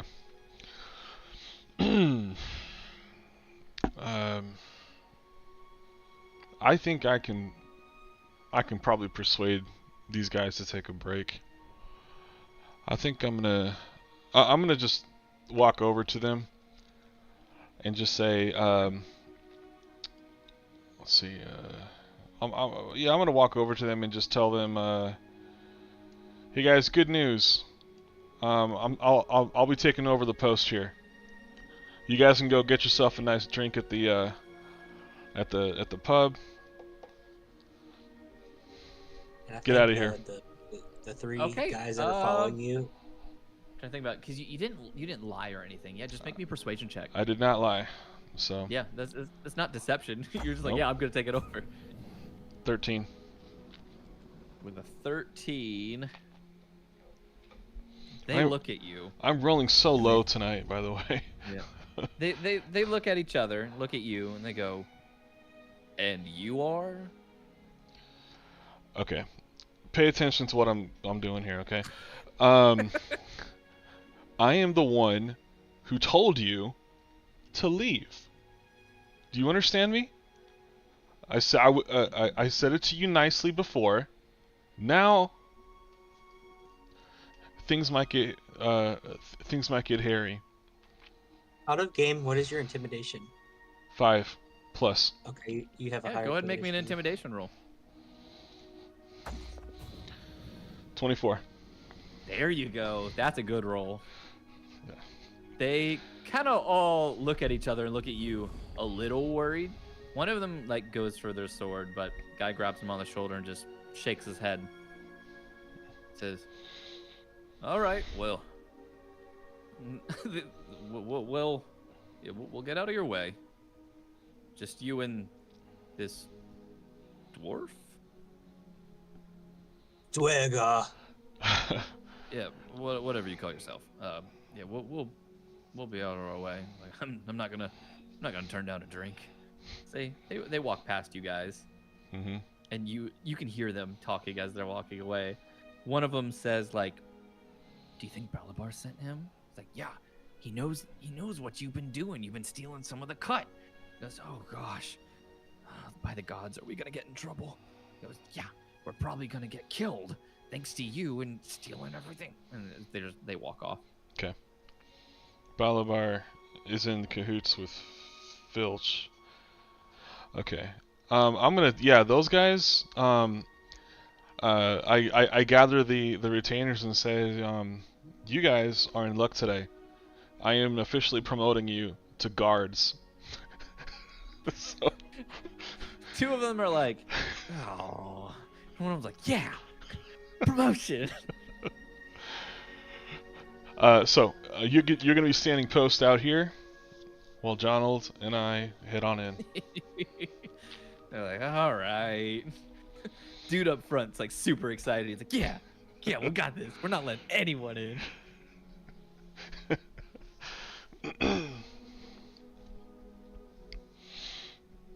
You ready to head Well, on then. in, Jonald?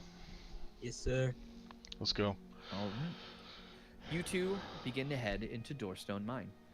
I do not have a map for Doorstone Mine, so this is going to be Theater of the Mind. Mm-hmm. But that should be okay. As you make your way into the mine, you see all the different miners. There's way more in this mine than the mine that you originally went to at first. They are all over the place, and a lot of these miners definitely seem overworked. Like they have been there for quite some time. You actually watch as one of the gnomes seems to be sleeping, and then a guy comes over and shakes him awake, and he looks up and he goes, "Hey, you've been asleep for an hour. It's time for you to get up and start working again." He goes, "Okay." He's like, "Back to my next 20-hour shift," and starts mining again onto the wall.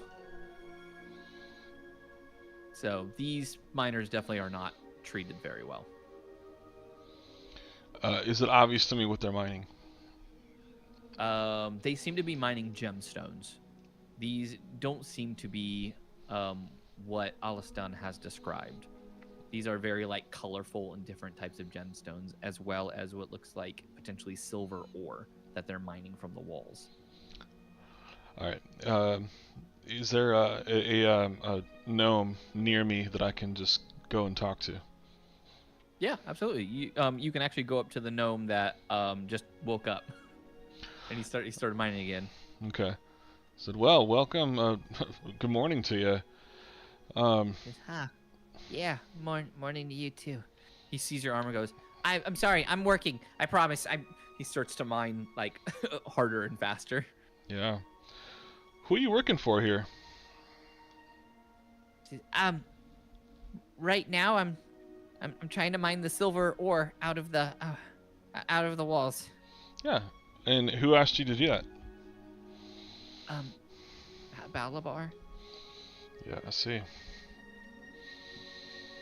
Is he paying you well for this? I mean, it's payment. I'm sorry. Yes, he is paying me very well, and he's incredibly generous. I would do this for free if he offered it to me. I see. Okay. Can you please tell him I said that? Oh, absolutely. In fact, what was your name one more time? My name is Gerald. Gerald. Well, Gerald, I'm gonna tell him that I never saw you sleeping, and you worked directly through your break. Thank you. Thank you. I really appreciate that. He seems a little surprised that that you actually said that. Okay. He obviously thinks you're one of the like mercenaries. Okay. He goes back to digging with a little bit more vigor and energy. You guys descend further into the mines then, and as you make your way further into the mines, you come across 3 different paths. Each one, slightly different sizes, but there's one in the middle, one on the right, one on the left. And you have to decide on which path you want to go down. Your dark vision can only see so far. Well, I'm Before- gonna cast light on my sword again. Okay. Yeah, but you can only see so far before it's just darkness. So you have to continue down one of the pathways. Okay. Did you say that I missed it because I was answering a chat? Did you say that both of them are identical, or is there something that distincts All them? 3 of the pathways are identical. They're just they seem to be going in different directions. One in the middle, one on the right, one on the left. Okay. What do you think, Donald? Do you want to flip it? Flip a coin, or what? I mean, I think we go straight down the center. straight down the center is fine with me. You walk down the path for 2-3 minutes, maybe. Mm-hmm. You find out that all of these paths come to the same large hole that is in the middle of these mines.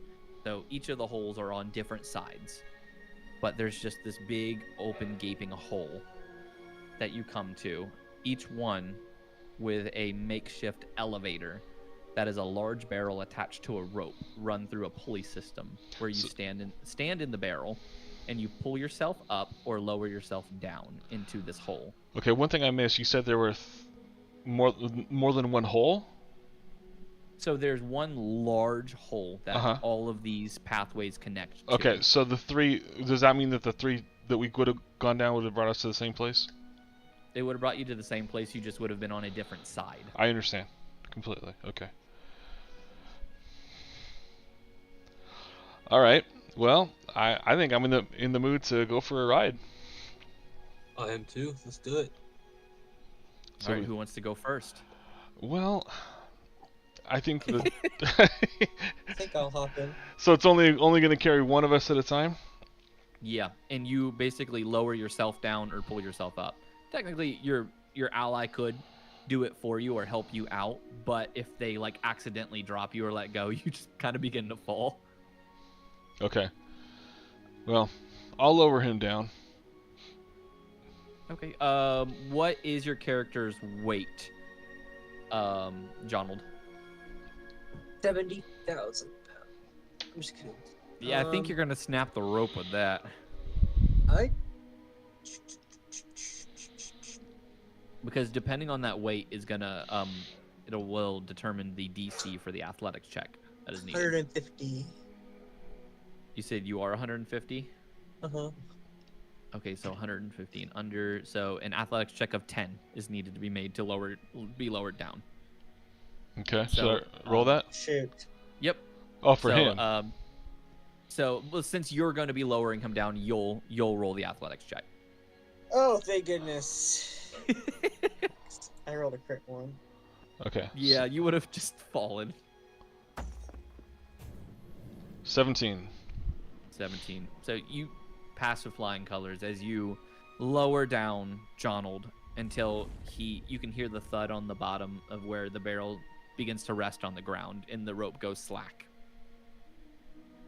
Jonald, you hop out of the barrel, and when you hop out, what's the weapon that you have on you, Jonald? Fists. All right, just fists. So you don't have any daggers or anything? Nope. Do you have any metal on you at all? Armor, but Yeah. So you feel your armor kind of being pulled towards the wall a bit. It's not super strong, but you can definitely feel like some kind of like pull. And as you get closer, it feels like it's stronger. Interesting. Is there any pickaxes on the floor? Is there any pickaxes attached to the wall? There are. You can actually see the pickaxes like stuck to the wall, almost as if they were placed there. So I recognize that the wizard said that the material he's looking for is magnetic to other metals. Yep. So like, is this stuff black? Yes, it's a very clear like onyx black. I would like to take the pickaxe and mine some of this stuff. So, Irenaeus, you can't see Jonold, but you begin to hear what sounds like him smacking stone. Mm-hmm. Almost as if he's like hitting the wall. You're not sure what he's doing down there. I'm gonna call to him. What are you doing down there? Mining the ore. Okay. Well. Did you have a way to get down? Must be a Durger thing. They just really like mining there. Yeah, makes sense to me. You say I can lower myself down? Yeah, you absolutely can. I'm just gonna do that. All right, what's your character's weight? 175. Okay, so you need an athletics check of 15 or better. Okay. Where is it? There it is. Nat And I 20. help him by going, "You're really strong." Good job. Yeah, that's a great roll. Yeah, as Jonold just like mining away at the wall, you just you pull the barrel back up, and then you begin to lower yourself down until you finally reach down to where he is. And Would it be a you're damage roll? Sorry, what would we say? Technically, it would be a damage roll, but for RP's sake, you're just gonna like smack it. You're gonna get a few chunks of it. Okay, sorry, I didn't mean to interrupt you. No, you're good. As you smack away a lot of it, you realize you pull the pickaxe back, and all of it's like stuck to that pick. Hmm. Am I near him? Yeah. Okay. So any metal that you have on you, you feel yourself being pulled towards the wall, as it's the strongest magnetic force currently. Okay. That's gonna be a lot of me, considering I'm wearing armor. Okay. This must be what he was talking about.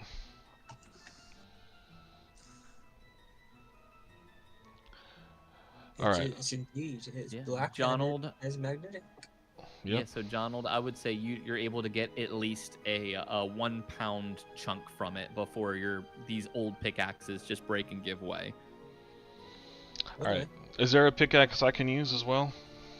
Yeah, there's a few of them. A lot of them just seem pretty rusty and badly damaged, which Okay. is more than likely why they were left down here.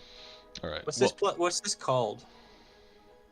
What? Oh, the ore? Yeah. You can just magnetic ore. All right. I'd like to mine some ore as well. So you're gonna do the same thing. You're able to mine at least a pound's worth before your pickaxe is gonna just like give way. Okay. So I got a pound of magnetic ore. You also find that these small stones, if you keep them separate but then throw them in the air to collide, they make a very fun sound. Almost sounds like a locust. It sounds as it's like flying through the air. It sounds like this. There was nothing there. There was no except sound. Yeah. except Discord going doot-doot. Oh, that thing. my Yeah. end. I know what those are. Oh, that. those. Yeah. Yeah, that's what literally these are supposed to be. That's funny. I didn't even realize you had I have those. them on the wall. I just grabbed them like, yes. But RP. there's 2 more pickaxes if you guys want to try to get more. You have about 2 pounds worth. You know what? I am going to. It's not every day I find magnetic ore, so I'll go for one more. Yeah, so you're able to get another pound's worth. Okay, got 2 here. So then there's 1 pickaxe left if you decide you want to do it like later or like come back in a bit. I'll come back in a bit. You said you'll be You'll be back, Jonald? Jonald left. That's what he said. Yeah. Cool. I'm gonna go ahead and pause that music while we wait. Okay. Oh, he's setting up a heating pad. Oh, is that what that is? I thought he was gonna take his blood pressure. Jonald, you taking your blood pressure on your back? No, it's a You heating pad lower for my back. Okay. blood pressure. It's a heating pad. That's a massive blood pressure machine. I love that. I honestly didn't even think about that. That's so cool. That would be so cool. Huh. Just having like a blood pressure like pack that big. That would be awesome. I would absolutely use that. I had socks Uh, around it so I could wrap it around my foot. As you finish up mining that last bit of ore, you turn over to Jonald and you show him that you got more ore. Nice. You suddenly begin to hear chanting Mm-hmm. coming from down the way. There appears to be more of the tunnel that's been mined out.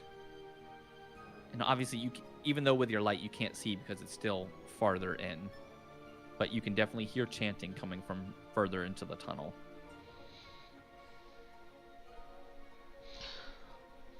Well, what do you think? Is curiosity gonna kill the cat, or are we just gonna go back with the ore that we were asked to get? I am very curious.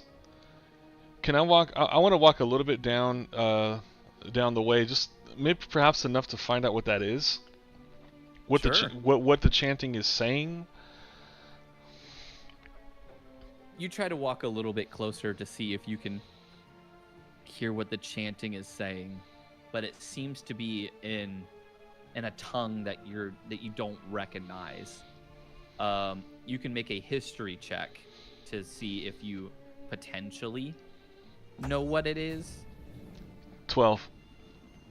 with a 12.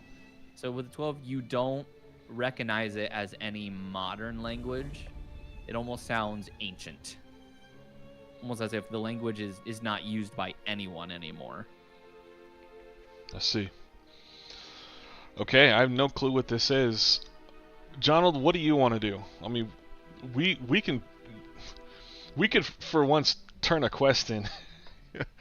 You know, we have the ability right now to go turn in a quest, which Can we is get a something. peek on these guys to see? Yeah, you Or- absolutely could. All right, I think we should get a peek. let's go see. what's going on. All right, let's go further in.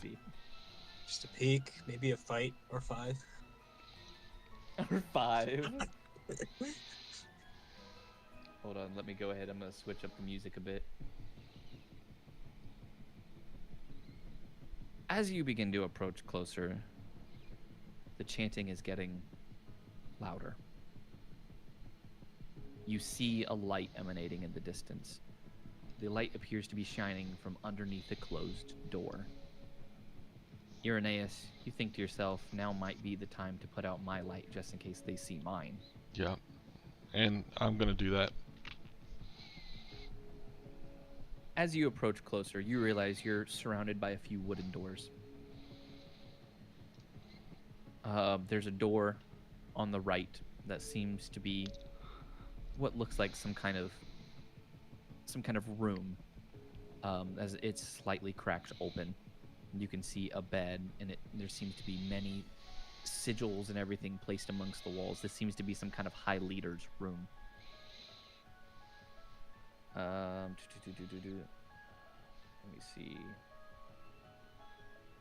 The door straight ahead is where you hear all of that chanting coming from, and it's very, very loud, and it's very, very constant. And then you also see a door to the left, but it's shut.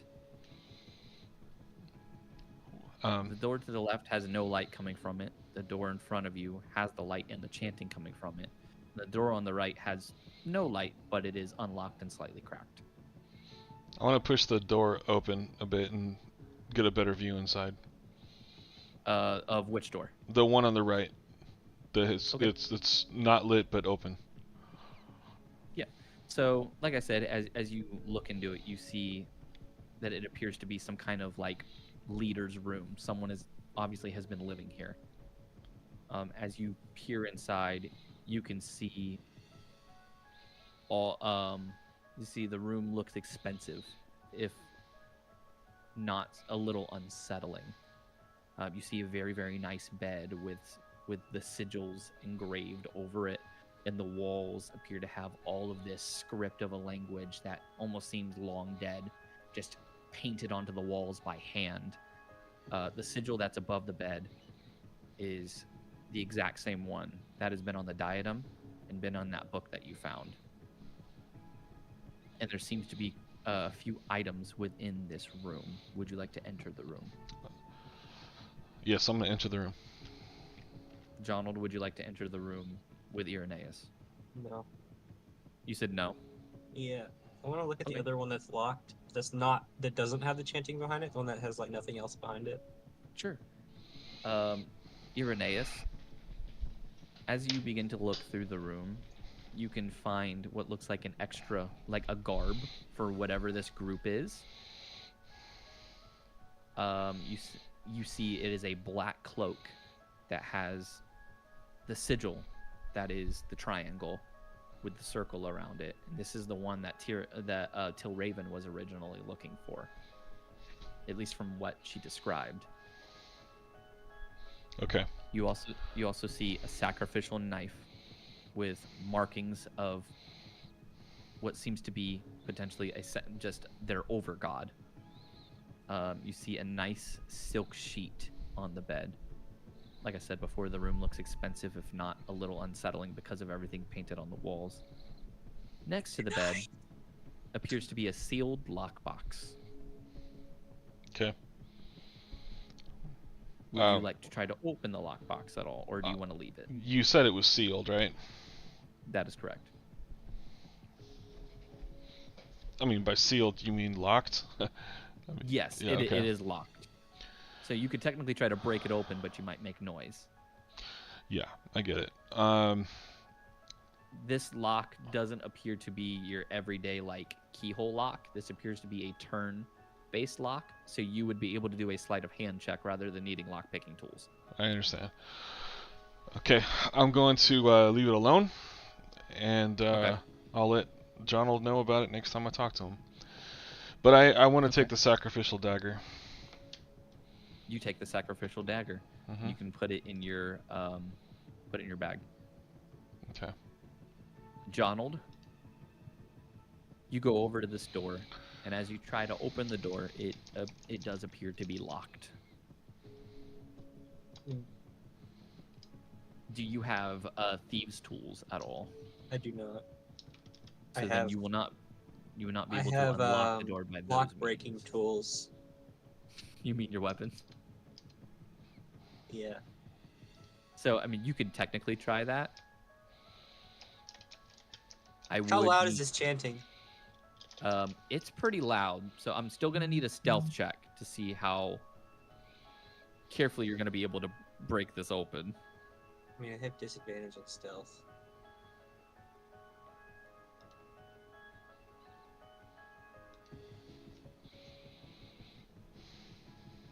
Can I do a stealth check before I try to break it? Just to kind of see if I can actually be stealthy? 'Cause that's two separate rolls.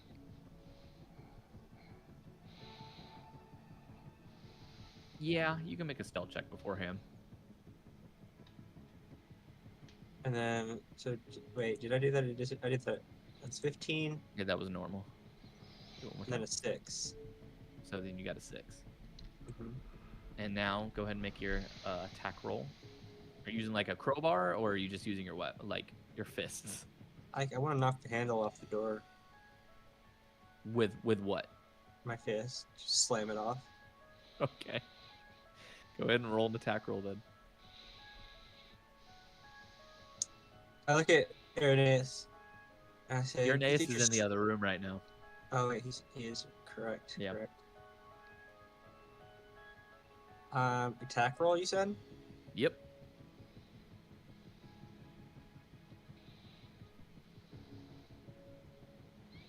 $14.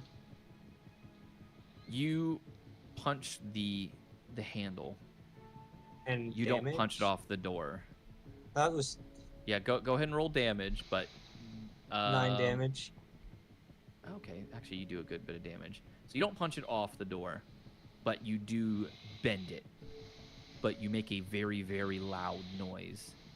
Irenaeus, when he does that, like you just put the dagger in your bag, and you turn around and you hear the chanting has stopped. Okay.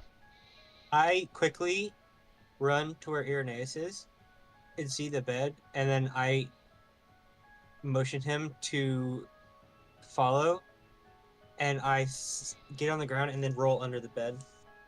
I need stealth checks from both of you. This might not end well. Because I'm at disadvantage. It's ending horribly. Oh god. Oh no. This is gonna be bad. As you both begin to attempt to hide under the bed. You've got like body parts sticking out as both of you can't fit under this twin-sized bed. You can hear the footsteps coming from outside of the room. Luckily, Jonold closed the door enough before he came in, so you guys are hiding in there. You hear the door open and you see light shine.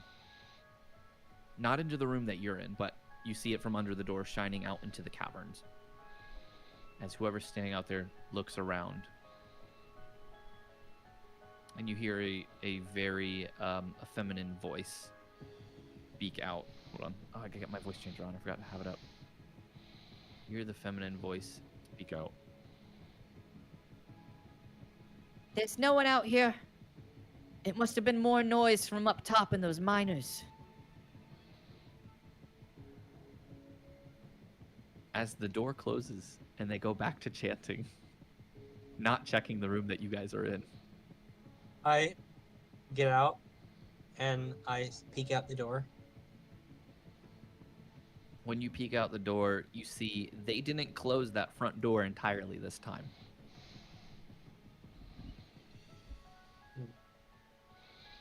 The one in the middle, the one that was leading to them chanting? Yeah. Okay. They okay. didn't close it entirely this time. Mm-hmm. But it's still Would you like- blocking their view. Do you want to peek into the room? Not yet. I want to see if the handle is broken enough to where I can just push the other door. You go over to that other door. The handle's still not broken off. It is very badly damaged, but it's damaged to the point where you can't just twist the door and pull it off now. I can't just push the door open. So, no, because the door only opens one way, and that is toward you. May I stand up? Yeah. Okay, so the lockbox, is it big enough for me to pick up, or small enough for me to pick up? Yes, it absolutely is. I'm gonna pick it up, bring it over to Jonold, and I ask him, "How's your sleight of hand?" Terrible. Why? You Oh, want me to no. open this? No reason. Yeah, I mean, is your sleight of hand worse than -1 at disadvantage? Well, Yeah. no, Wait, what? I know. Yours is not disadvantage. There's no way. No, I'm sorry. My stealth is disadvantage, not my sleight of hand. I got you. But I'm still -1. Yeah, Jonold's sleight of hand is a 0, so it's a flat d20 roll. I Better can roll. than me. Mine's a 0 too. Yeah, oh, you're talking about me. Okay. Yeah. I can roll a sleight of hand check to see if I can open it. Yeah, give it a shot. What? 2. Okay. Jonold, go ahead, describe. Just describe how you do this. I like pick the box. I like about to like touch it. I'm like, you know what? No. All right. Jonold got a bad feeling. Darren, you gonna describe anything else regarding that, or are you done? About the box? Yes. After he failed. Yeah, so unfortunately, he chose to not do the box. Okay. You don't know anything else about it unless you open it. All right. So I am going to get frustrated, put it on the ground, and hit it. All right, I need a stealth check first. A stealth check? While he's 'Cause doing this, can I like take a crowbar and just pry off because the the door handle? chanters may still hear you. So this is going to be to try to like do it without them hearing you. I As he's doing understand. this, can I also pry off this door handle with the crowbar? Oh, try to do it like at the same time. Yeah. Okay. Well, I mean, okay, but first my stealth check is this, which is a 6. Which Boy. Go ahead and it ain't gonna beat a 1, smack it. so Oh my gosh. I We- guess we're doing this. Yeah, we're doing this, Yeah. but before I do, Yeah. let me hit the thing. Can I? Yeah, go ahead. No, hit it, and then at the same time, Jonald's gonna make me a strength check. All right. So Irenaeus, make me an attack roll. Athletics or strength? 18. Athletics check for you, Jonald. 18. Oh yeah, 18. you're gonna smash this thing open. Okay. 21. 21. You pull that door right open, Jonald. So Irenaeus, you smash that box open. Jonald, you pull the door right open. You guys make a lot of noise. Mm-hmm. And do I see anything in the Jonald, door? when you pull the door open, you find lots and lots of cleaning supplies and everything else in there, and they all fall out of the door, creating even more noise as you just pull the door open. Do I see ammonia and bleach? You do not see ammonia and bleach. Okay. Let's bet it's real easy. So, within that lockbox, Irenaeus, you hear the chanting has stopped, and you hear someone say, "All right, who's out there?" And then you look down in the lockbox very quickly. You see a bunch of letters that have been stuffed into this lockbox, as well as, let's see. No, yeah, it's just a letter. It's a letter that's been stuffed in this lockbox. It seems to be deemed very important, and it's written in common. All right. Well, I want to read the letter to the extent that I have time to. You skim through as quickly as you can as you hear whoever it is from this group approaching the door. You can see that it appears their leader has writ this. Talking about Balabar Smenk. It says, apparently Balabar's agents recently stole something called a Caius worm. And then it suggests that Smenk had formerly been an ally of this group, but it can no longer be trusted and is being sentenced to death. So they're sending someone to take him out. The drow? No, Not the rich drow. noble. Whoever's the leader of this group. Wait, they're taking out the leader of the group? No, the leader of the group wrote this letter. Yeah. It appears And it was he's something he taking was going Balabar to Smenk send out. He's saying Balabar Smenk has betrayed us. He said he stole something called the Caius worm, and because of that, he can't be trusted anymore. We now need to take him out. I see where I misheard you. Okay, Balabar he's got his head on the chopping block. Okay. Yes. Yeah. Well, I'm gonna put that in my bag. Okay. I look at Aranian and I'm like, do you have a smite? Yeah. I think we're about to fight. You see the door get pushed open. As it's opening, I want to rush it and then kick it as hard as I can. You want to just kick the door? I want to kick whoever's behind it, like on the floor. Yeah, make me an attack roll. This is a surprise, so do it at advantage. So there's this 22 or. So yeah, 22. Okay, With- that'll hit. A damage of 6. Okay. You kick this person, and you knock the wind out of them as they get kicked back about 10 feet and fall to the ground unconscious. So it's a surprise. So we get a free bonus round, right? No, that person was surprised. You've kind of Well, already alerted them, but we're not initiating combat yet. As you can see through the doorway in the room, it's just a room of people standing there, all in these black cloaks. How big is this room? You don't know. You haven't entered it. This is what you're seeing from the doorway. Give me 1 second. Where is it? There it is, straight ahead. You can see 10 people dressed in robes with the same glyphs that you want Alistan to study. And there are 3 people standing on a stage whose robes look a little different. Okay. You see them, everyone is looking at you now, and they all seem to be looking at each other. As though one of the people on stage just holds his hands up and say, "Friends, our God has delivered to us our missing pieces." I say, oh, let me finish that sentence for you. We're sacrifices, is that what it is? Another one of them speaks up and says, "No, you are not sacrifices. You are but keys into bringing forth our God." The third person on stage says, "Step forward, you brave individuals. Bring yourselves into the light so we may see you better."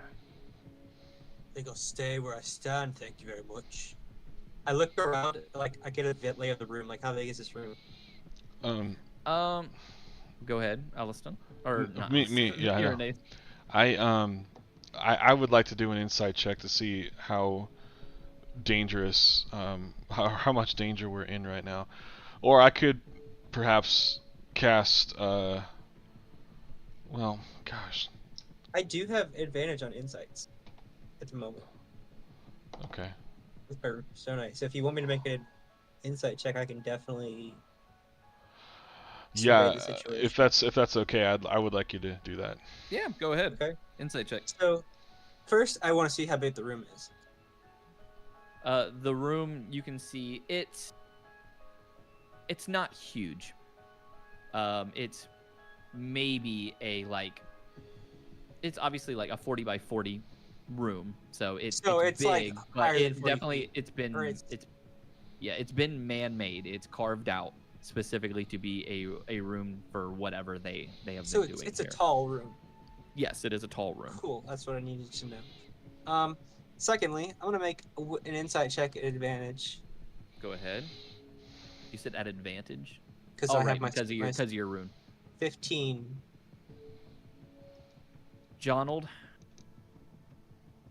you feel your feet go cold as you realize you've just put yourself in a situation you may not be able to walk out from. Unless we run. Precisely.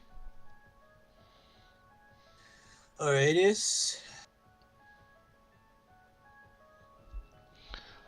You ready to run? Indeed. And then I turn around and I just beckon him to sprint as fast as he possibly can. I have a question. This is going to be a technical thing. Can my wings support the weight of both of us? Give me 1 Bring- second. Yeah, because I believe it requires an athletics check to carry another creature. Oh, I'm happy to Let do me that. see. Yeah, give me a second. Could we use the how high up does the magnetic stuff go? Is it just at the bottom of the pit? It's just at the bottom of that pit. Okay, never mind.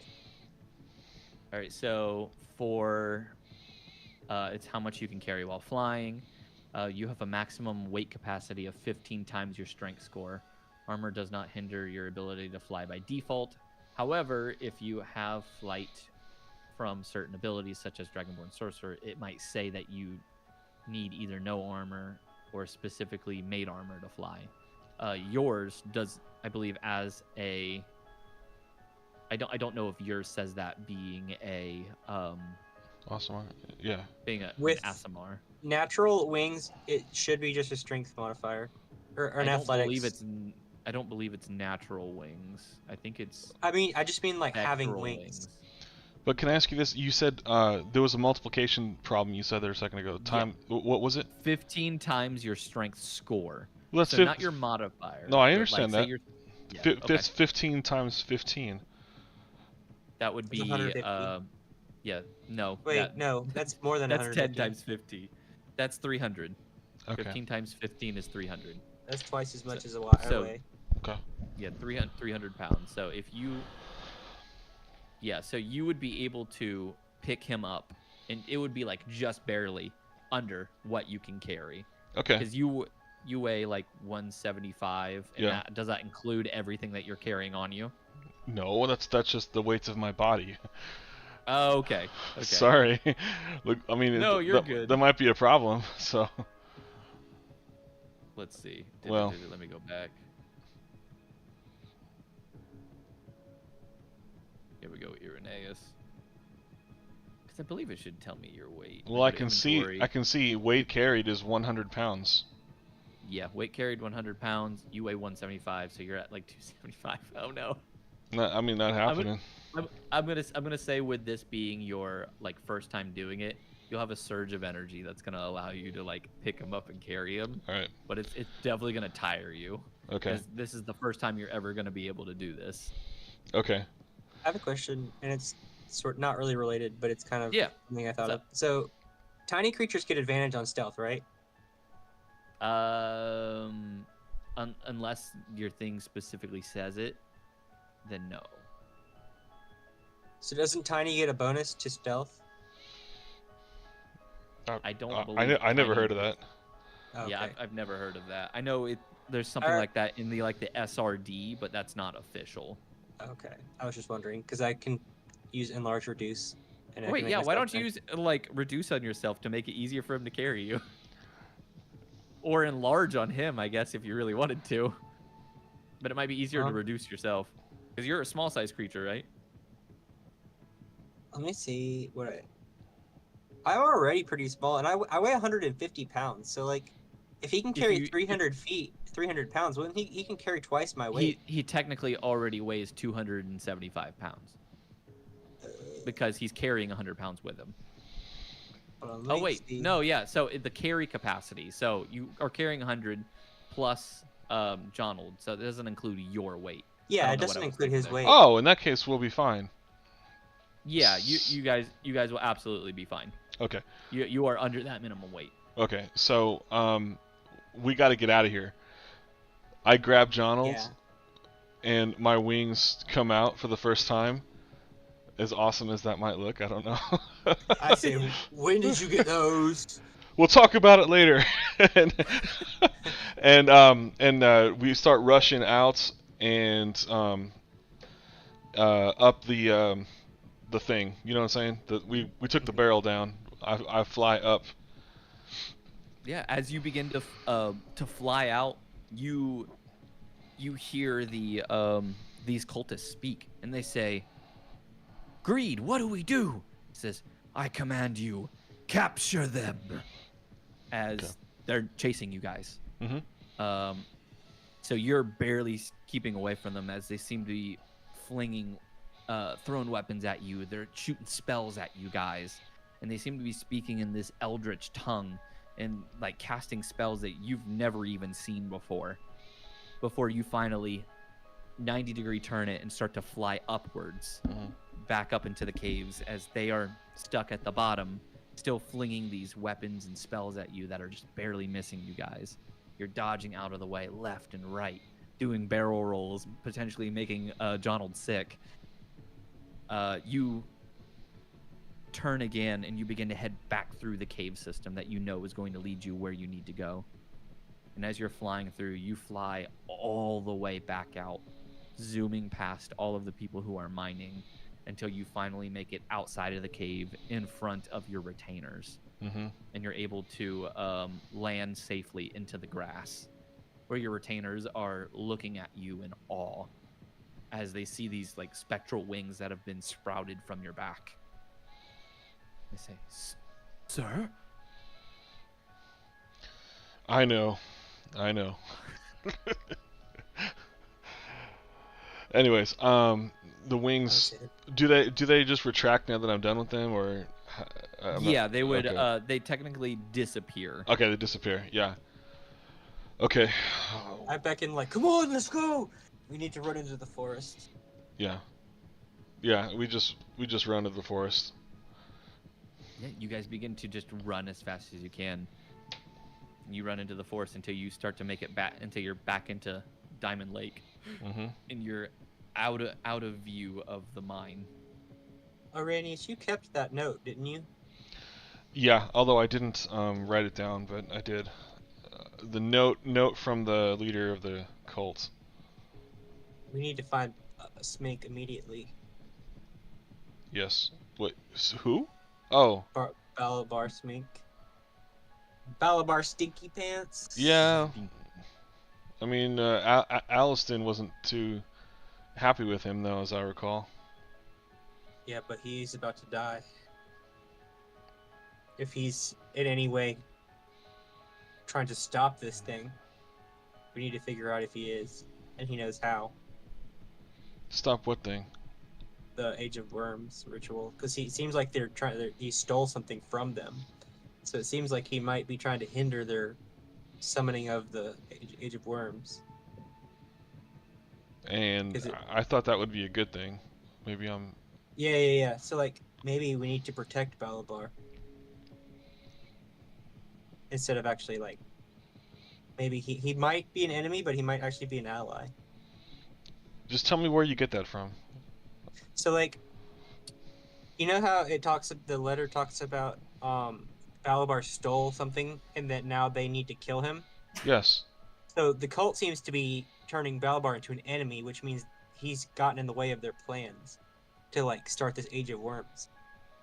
I'm thinking maybe Balabar knows something on how to stop the Age of Worms. Oh. Wouldn't that mean that? So that means that Aliston would be more on the side of the cultists, and perhaps I think but- Allison is just no. he doesn't know what he's talking. He doesn't know about. what. Yeah, because he also said that he hadn't heard about the Age of Worms in a long time. So. He's like an uninvolved party. We can still bring him the metallic rocks. I think that's like Okay.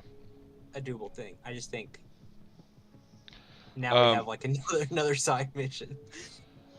I'm cool with this, Jonald, but I'm gonna let you take the lead because Yeah, yeah. I'd So be down for that. okay. Where do you want to go then?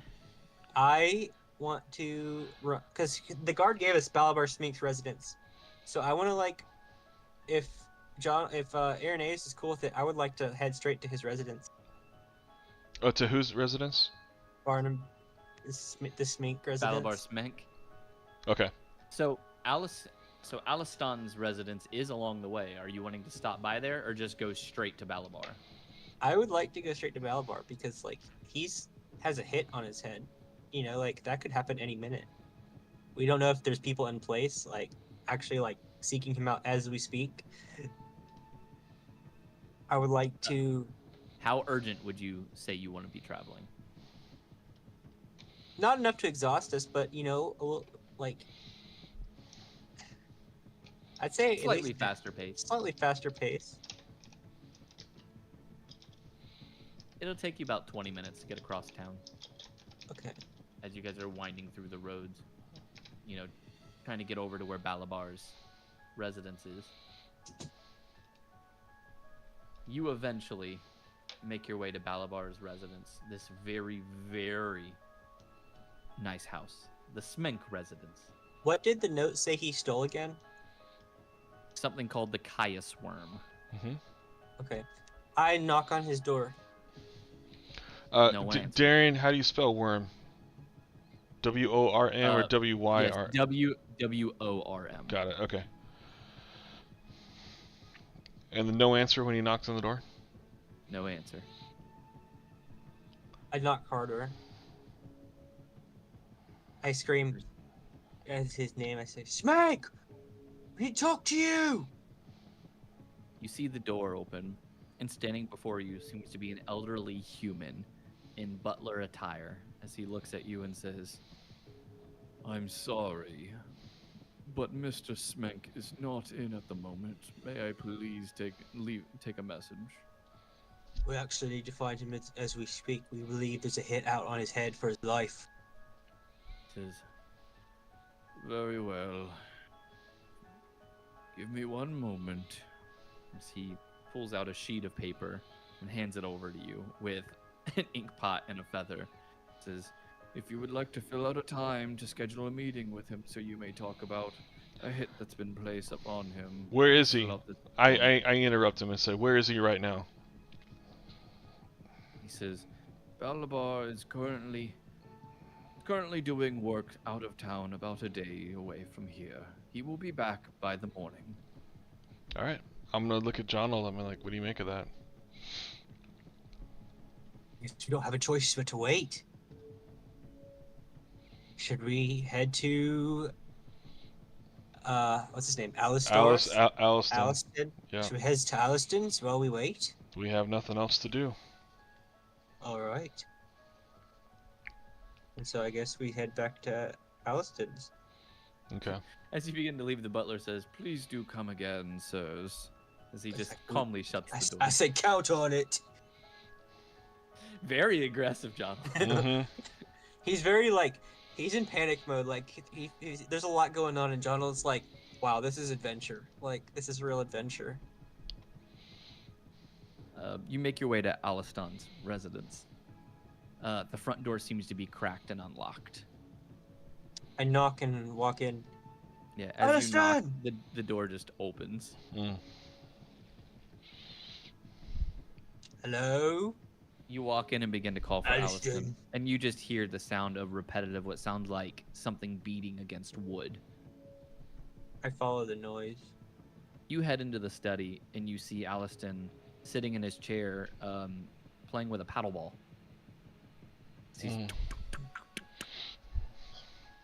And he just looks over and goes, Hold on, I'm concentrating. I Crap. just watch. Ah, dang it. It's like, I only What's got your up high to 30 score? that time. Oh, it's pretty high. All right, let me try again. One. Ah, dang it. All right, hold on. That didn't count. One. All right. I hold on. interrupt that didn't, him. That didn't count. And I What? say, Huh? "You could try again, or you could examine this." And I pull out the ore. he goes, oh. As he grabs onto it, he goes, The ore. Oh, I'm very excited for this. All right, so now I will be able to examine the sigils. I believe that this ore and these sigils have some kind of resemblance. I believe they are intertwined in some way in an ancient ritual, and I'm going to try to figure it out. So whatever it is, I can either make sure it happens or stop whatever it is. Well, if it has any, go ahead. Well, I've been holding this diadem for quite a while. I'd like to know what this says. Yes, you know what? Let me do that first, before I even start with the ores. as he takes the diadem, he says, So for deciphering these, it's probably going to take me a few days. So you're free to wander around town if you like and come and go as you please, as I'll have it done for you here soon. Really, this This wasn't. is- So this wasn't. This isn't. I'm in character. I say you can't just. Yeah. This isn't something you can just read.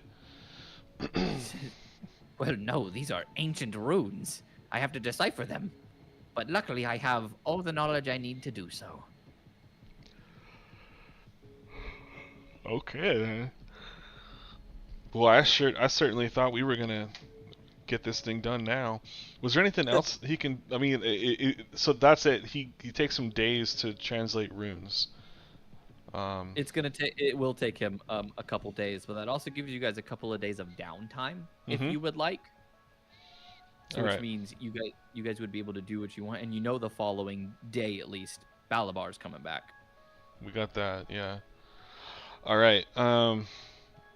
We Can- could go camp outside of Valbar's house Yeah. and and read these Elish books for hours Yeah. until we get like a significant amount of hours and just kind of like wait Yeah. until Excuse me, yawning. Yeah, that's exactly what I want to do. Okay, yeah. So we'll go head to Balabar Spink's house, Darian. Okay. and we will find like a rock or some place to like a stair somewhere like not too uncomfortable.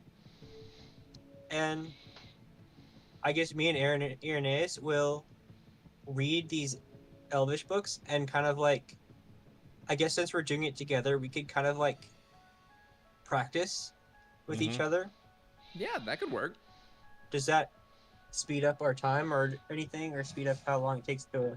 Does that have any It won't. effect? It won't speed up how long, but like practicing with each other is like, you know, you guys are obviously practicing how to actually speak rather than just reading it and hoping that you're getting it right. How many hours do you think we can get in? With what you guys have, you'd be able to get in 16 hours before you had to take a long rest. Okay, How many do we need in total? 40. You need 40 total. You already have 2, so Yeah, by so the we're- end of the long, because at the end of the long rest, you'll have an additional 2, so which means you should have 20 total, which means you guys have already like halfway finished it. Okay. Got it. So you guys literally camp outside of Smenk's residence and try to like just wait for him. Give me 1 second.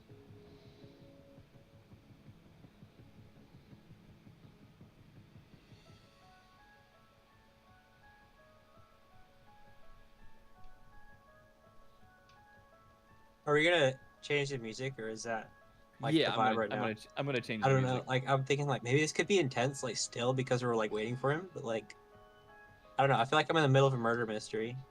Yeah, no, I'm gonna change it. We're gonna go to. Yeah, we're gonna switch it back to peaceful travels.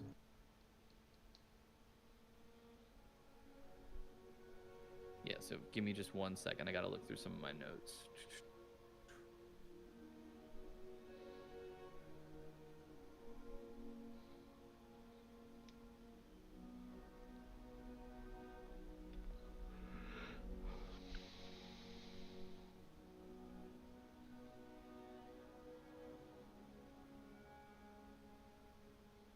Let's see, Smoke.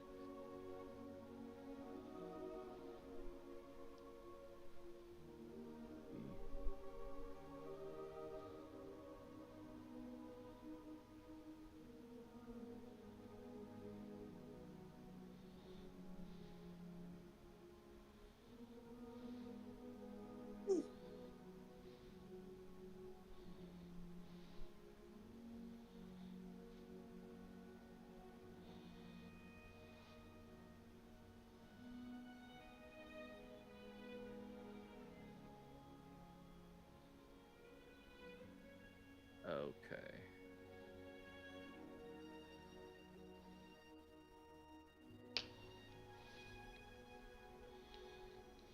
Perfect. Okay. So I got what I needed from that. I didn't have anything prepared for Smek, but luckily there's some notes there that I could read. As you guys wait through the night, you know, you wake up from your long rest and you're reading.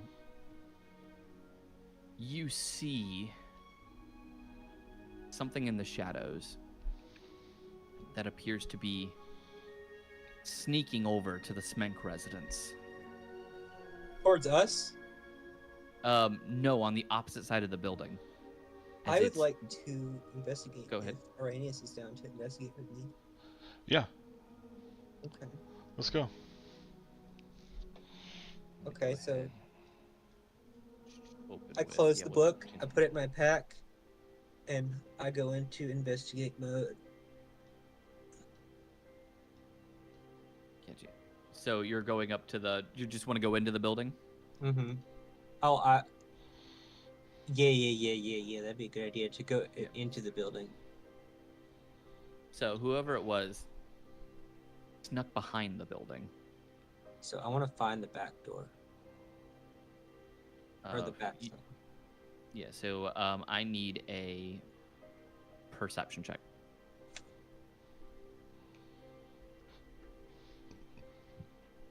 That's just an environmental insight check, Darian. I'm just kidding. Okay. 7. when you approach the back of the building, whoever you saw that went back there is not there anymore. And there doesn't appear to be any entryway in the back of the building. Wait, so we're not following the dude? Right, Or we're but not- I said you saw someone go to the back of the building, and you were at the front of the building. So by the time you made it there, they seem to be gone, and there doesn't appear to be any obvious entryway in the back of the building, Okay. other than a few windows that are a story up, so about a 10 foot climb. I got you. Well, Great. was I supposed to be following him? No, it was up to you on what you wanted to do. Yeah. Yeah, I'm just They- gonna. I'm gonna be closer to Donald. So. Yeah, that's Okay. fine. So both of you, see the back. Mm-hmm. Is See, he there allowed to doesn't make a appear to be perception? any. Yeah, you can make a perception check. Yeah, go ahead and make me a perception check, Irenaeus. Okay. Where is it? Oh. 10. 10. Irenaeus, you're looking at the back. Donald seems frustrated because whoever was back there is gone. But you notice the middle window on the second floor is still cracked, as if it was just recently opened. Wait, what was recently opened? The middle window on the second floor. I see.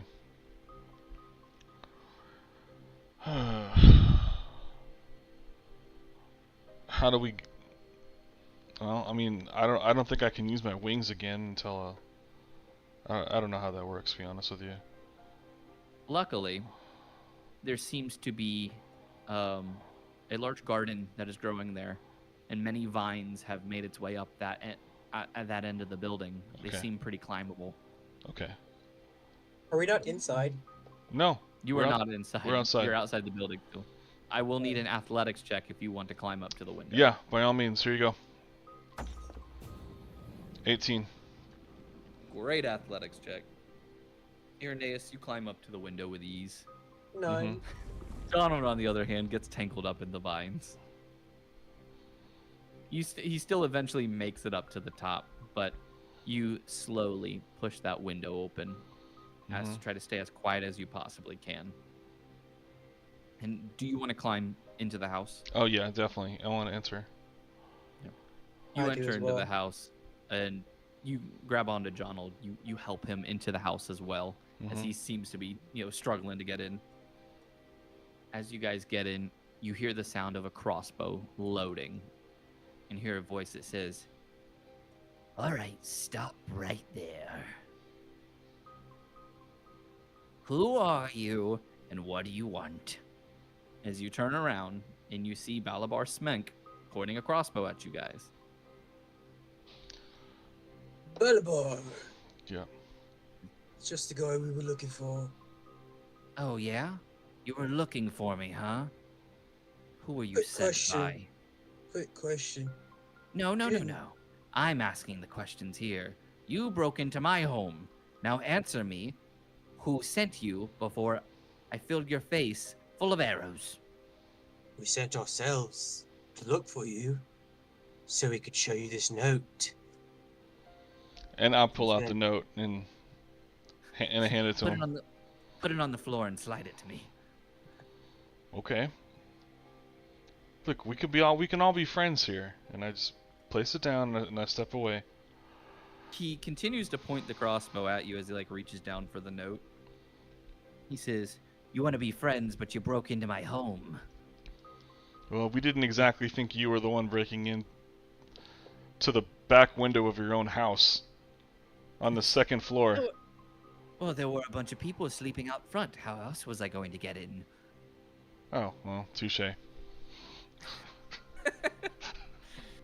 He begins to read the note, and he looks at it as he keeps looking at you guys. He kind of crumples up the note and looks at you and says, So, they sent you here to kill me, huh? No, you got it all wrong. We're here to warn you about that. Oh, is this like some kind of message? They sent you to warn me that there's something coming? No, How generous of them. no, we actually stumbled upon their ritual as we were mining for a certain magnetic ore, and apparently they Wait. operate in the caves. So what? You were mining in my mines? I mean, Who gave you permission to enter my mines? that's on a need-to-know basis. Yeah. Goes, need to know? I own the mine. I'm the one that needs to know. All right. So I just simply try to change the subject. What is a Chias worm? His face goes pale as he points the crossbow to you very quickly and says, "Where did you hear that?" From the note. You read that?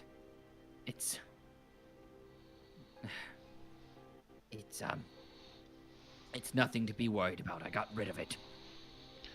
I think you need to be a little more forthcoming with me. What is a Chias worm? Roll me either a persuasion or an intimidation, depending on how you're wanting to do It's this. it's a persuasion. Okay. 23. He begins to lower his crossbow. And he just begins to pace as he's scratching his head very vigorously. He says it wasn't supposed to go down like this. Listen, the worm. They promised me protection. They said when the end came, I would be safe. But I can't let everything I've built up be destroyed. All the money I've put into everything. It's just too much. The worm. It's a catalyst. It's the beginning. It's a key that they need to resurrect something. I don't know much, but all I know. So you're not on the side. I don't know much. But all You're I not know on their is, side. I was, but now that I know that I'm literally going to lose everything that I've built up, I just can't do it. So I took something I knew they needed. I know It still benefit us. they could probably still call the thing, but it's gonna take them a lot longer now. So what does Filge have to do with this? Filge? He's one of them. I knew it. That's why he's here. He's a part of that group. I see. Says, right. You're the bunch that came to his home. I sicked the guards on you. Oh yeah, that's right. Wasn't there another one of you? Yeah. Yeah. We don't know what happened to her. Something Oh. about a trap. I get you, as he winks at you. Because you don't know what happened to her. And I wink back and I was like, "Yep, you got that exactly right. I don't really care that I don't care." So Because it seems we have more in common than maybe I thought. we do. By the way, where can we find Filch? This is Filch? If he's still in Doorstone Mine, he's probably with that cult. We didn't see them. We didn't. Uh, Unless. I look at Irenaeus and I'm like, maybe he was one of the hooded figures. he might have been. Yeah. Wait, you infiltrated that meeting? Yeah. We had to You're run out alive. very quickly. That's actually incredible that you're still alive. I mean, Oh. the Archmages that are in charge of them never would have let anyone leave alive. Well, it wasn't without them trying. Let's put it that way. We're not the easiest ones to kill. Perhaps you can be of some benefit to me. I said, yeah, we're level 3. I don't know what that means. We can be as a benefit to you. All right. Well, Especially if they're for- trying to kill you. If you're looking for the worm, I've already destroyed it. I'm trying to delay the inevitable How did you destroy it? with fire. And you swear on your life. Well, yes, I don't exactly want everything I've built up to be destroyed, Okay, okay. but Yeah. if you lot were able to at least get away, perhaps you'd be able to delay them as well. We don't intend to delay them, we intend to stop them. I think. Right? I look at Rhaenys. Well. Yeah. I'm not a fan of the end of the world, let's put it that way. Delay or stop. Either way, yeah. Then yeah, we intend to stop them entirely. Well, good then. I know with this betrayal, they're probably coming after me. So I was planning on leaving town for a bit. But I mean, if I have some protection, maybe I could be within town a bit more. If you all seem quite tough and generous. Yes. Yeah, but I wouldn't stay here. It's fair. A night was alone gonna- is your death. I was going to be leaving for Free City tonight. That way, I wouldn't be killed if they were coming after me. Apparently, according to your note, it seems I already have a hit on my head. I'll tell you what. What if we escort you to the edge of the town so that you can leave the Free City, but you give us all the information we need to stop them? I can make a deal with that. As we walk, I'll tell you everything that I know. Okay. Alright. You guys strike a deal with Balabar. Alright. As he agrees that if you walk him to the edge of town to make sure that he's at least safe until he gets there, that he'll tell you everything he knows. Alright. So then- Rhaenys, do you have any protection spells in case of an ambush? Absolutely. We'll be fine. Alright.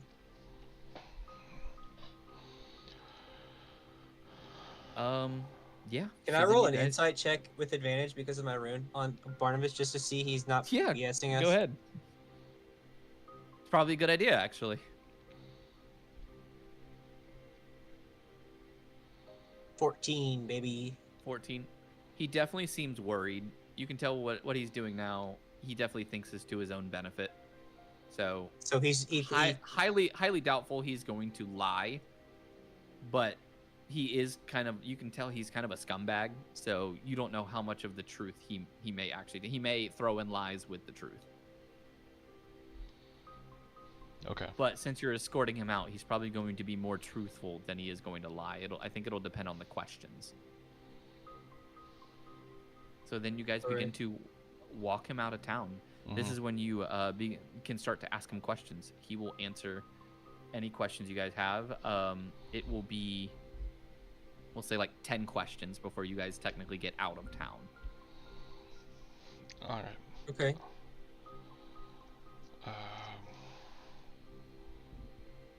Why are they? What are they trying to summon? I'm not 100% certain on that. But whatever it is, I believe it's some kind of old god has been long dead. Okay. If I remember correctly. Hold on, let me go back to Doorstone Mine. Yeah, if I remember correctly, I believe it involves merging a few of other powerful beings like Hexter, Vecna, and Erithnul. Oh, that does not sound good. What?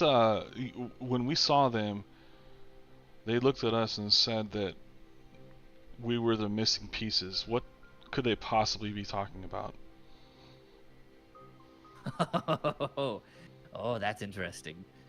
If they're calling you missing pieces, they may be trying to use you as catalysts. Basically in a form of sacrifice, using your life force to summon forth their evil deity. It wouldn't happen to be with a dagger, would it? A sacrificial kind? Sacrificial, well, that's more for obviously sacrifices and more for show. Basically, what I remember correctly, without the worm, The way to summon forth their eldritch god is going to be massive bloodshed. So the more blood that can be shed, the quicker the god can arrive. But it has to be done in the right circumstances. Okay. Perhaps you guys walked in on the right circumstances and they thought you'd be enough. Why would they want to summon their god? I mean, I'm sorry, I obviously because they worship him. But I mean, do they realize that they're bringing about the end of the world by doing this? That's precisely it. If I recall correctly, I believe their god's purpose was to end all of creation and all of the worlds. Why would any Starting with the material plane. Why would any creature want to do that? Malice? I believe it would prefer to try to reform the entire material plane into what it sees fit as it should be. But that's at least from what I've heard. I have a question. Have you ever seen Yeah. Infernal Runes? And does that have Infernal anything? Rune? Do you have that book, Ranius? Well, Did you give it the- let's see. The what I have is pulling up my backpack here. The Secret Journal. That one. Oh, I see. Okay. The Secret Journal, and this one was the one that said that Filch and Balabar were working together, if I'm not mistaken. Yeah. Yeah, and it had the sigils in it that you saw that Okay. were on the diadem and everything. Right, so I'll present it to him and say, what does this symbol mean? He says, "Oh, it's an ancient summoning circle. They're using this as a gateway to talk to their god." Okay. Basically, as long as this rune is present, that ancient god can hear you and you can talk to him. You're saying having this book in our backpack gives us a way to talk to him? In a sense, doesn't mean he'll respond. But he can hear us. Well, he can hear us. Precisely. Ranius, I think we need to get rid of that book. Is the symbol on the diadem as well? The diadem. What diadem? This one. Well, You don't he have the gave it to- diadem. Alistan has it currently as he's studying it. Oh, I'm sorry. Of course. Okay. Well then. I don't really Just have. reach it. It says this one. Oh. Oh yeah, Oh, right. Okay. Look, we're at the second story. We're the second floor of his house, so I'll take the journal and toss it out the window. Mhm. Well, we're escorting him now. Oh, and that's right. We're not even in the house anymore. I'm just looking at the map, so. Yeah, you're good. So, I mean, you'd still just throw it out into the Yeah, grass. throw it on the grass. There you go. Do you have any spells that are related to like protect? I don't know. Is there anything that would kind of? Because I know paladins have some like interesting spells. They have like with- protections from good and evil and stuff. Like Yeah. Yeah, I like, have, Would that? Well, it I don't know says, if that would- yeah, I do have it, and it says until the spell ends, one willing creature you touch is protected against certain types of creatures. Oh. I got you. Never mind. We could just throw it out. Yep. Yeah. I believe you have 5 more questions. Mm-hmm. How do we stop these people for good? Like, what Yes. would we do to absolutely hinder their plans once and for all? Well, that would be a complete genocide of the religion. Which, unfortunately, it's hard to just get rid of a religion, as someone always finds it. But, to hinder them the most, you would have to stop their god from coming, kill all the members, or kill the god. I don't think we are quite equipped to kill a god.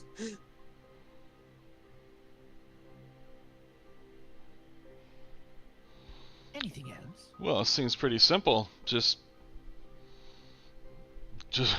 go back in there and start swinging until everyone in a cloak is on the floor. Where are they located? Do you have any idea of their hideouts, locations that you can give us? The only one I know of is from here in town when they do come to visit, Wait, but they don't stay in one location long. wait a second. Let me ask you this: what is this used for? And I pull out the magnetic ore. He says, Good. "Oh, that." He says, "We used to use that for the rail systems. It would help our mining carts be able to travel a bit faster."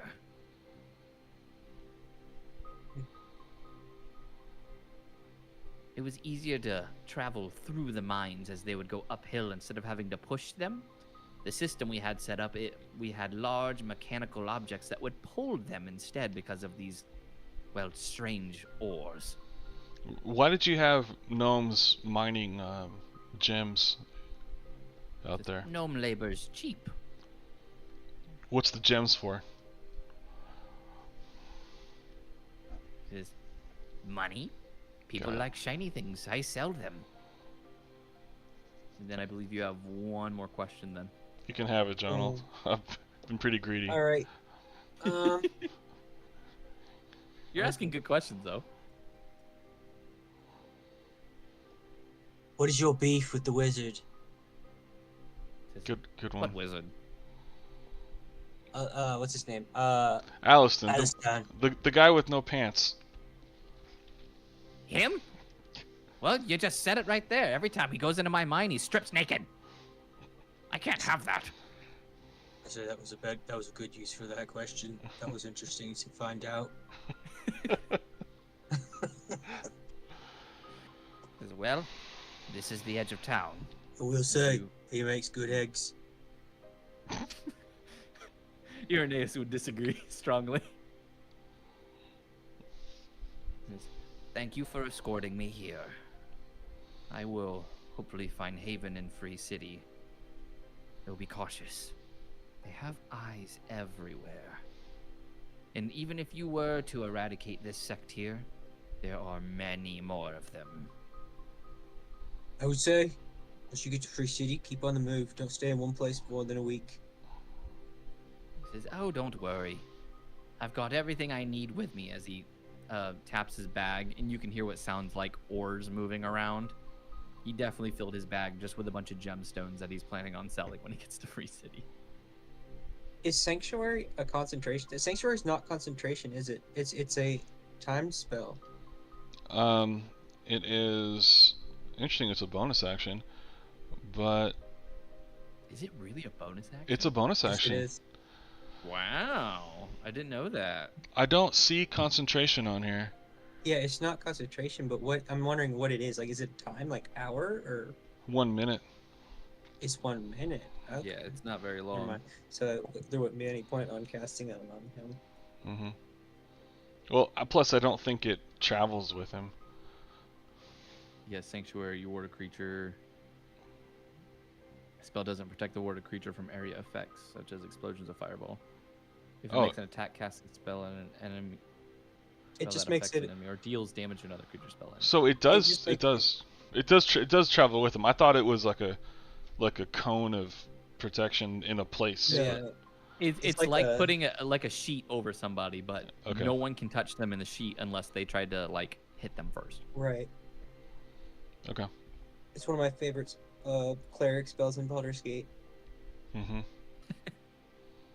But Balabar begins to head into the woods as he begins his journey into Free City. And he says, Until we meet again. Well, there he So we goes. begin. to head into town. Okay. That is where we're going to end the session for tonight. Okay. All right.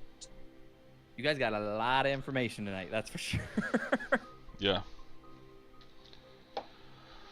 Wow. That's fine. Okay. Yeah, that's good. It was like a like a murder mystery, but it was like a mystery. Like we're solving a mystery type of thing. Yeah, that's what it felt like. Gooby in the gang. Yeah. Yeah, so now all you're doing is waiting for Alistan to finish up his reading of that. And then you have another day of downtime, so you guys can choose what you want to do for that downtime Well, if you want now. It's study time. Yeah, man. We're studying this until we Gonna get study it. it some more. Yep. Should we study now, or are we doing that next time or now? You can do that now. You would be gaining another 18 hours total. Wow. Because it'd be 16 if you take the whole day, and then after your long rest, another 2 hours. Okay. So that means you guys are literally 2 hours away in Well- 2 days. You guys are learning the Elvish language, We're 4 hours away. or you're 4 hours away. I thought we were. Are you sure? No, we're 2 No, hours you away. should be 2 hours. I would say because you got you had 20 hours already, had and now you're 18. adding another 18 Mm-hmm. Because I wrote down 2 and then plus 16 plus another 18. plus another 2.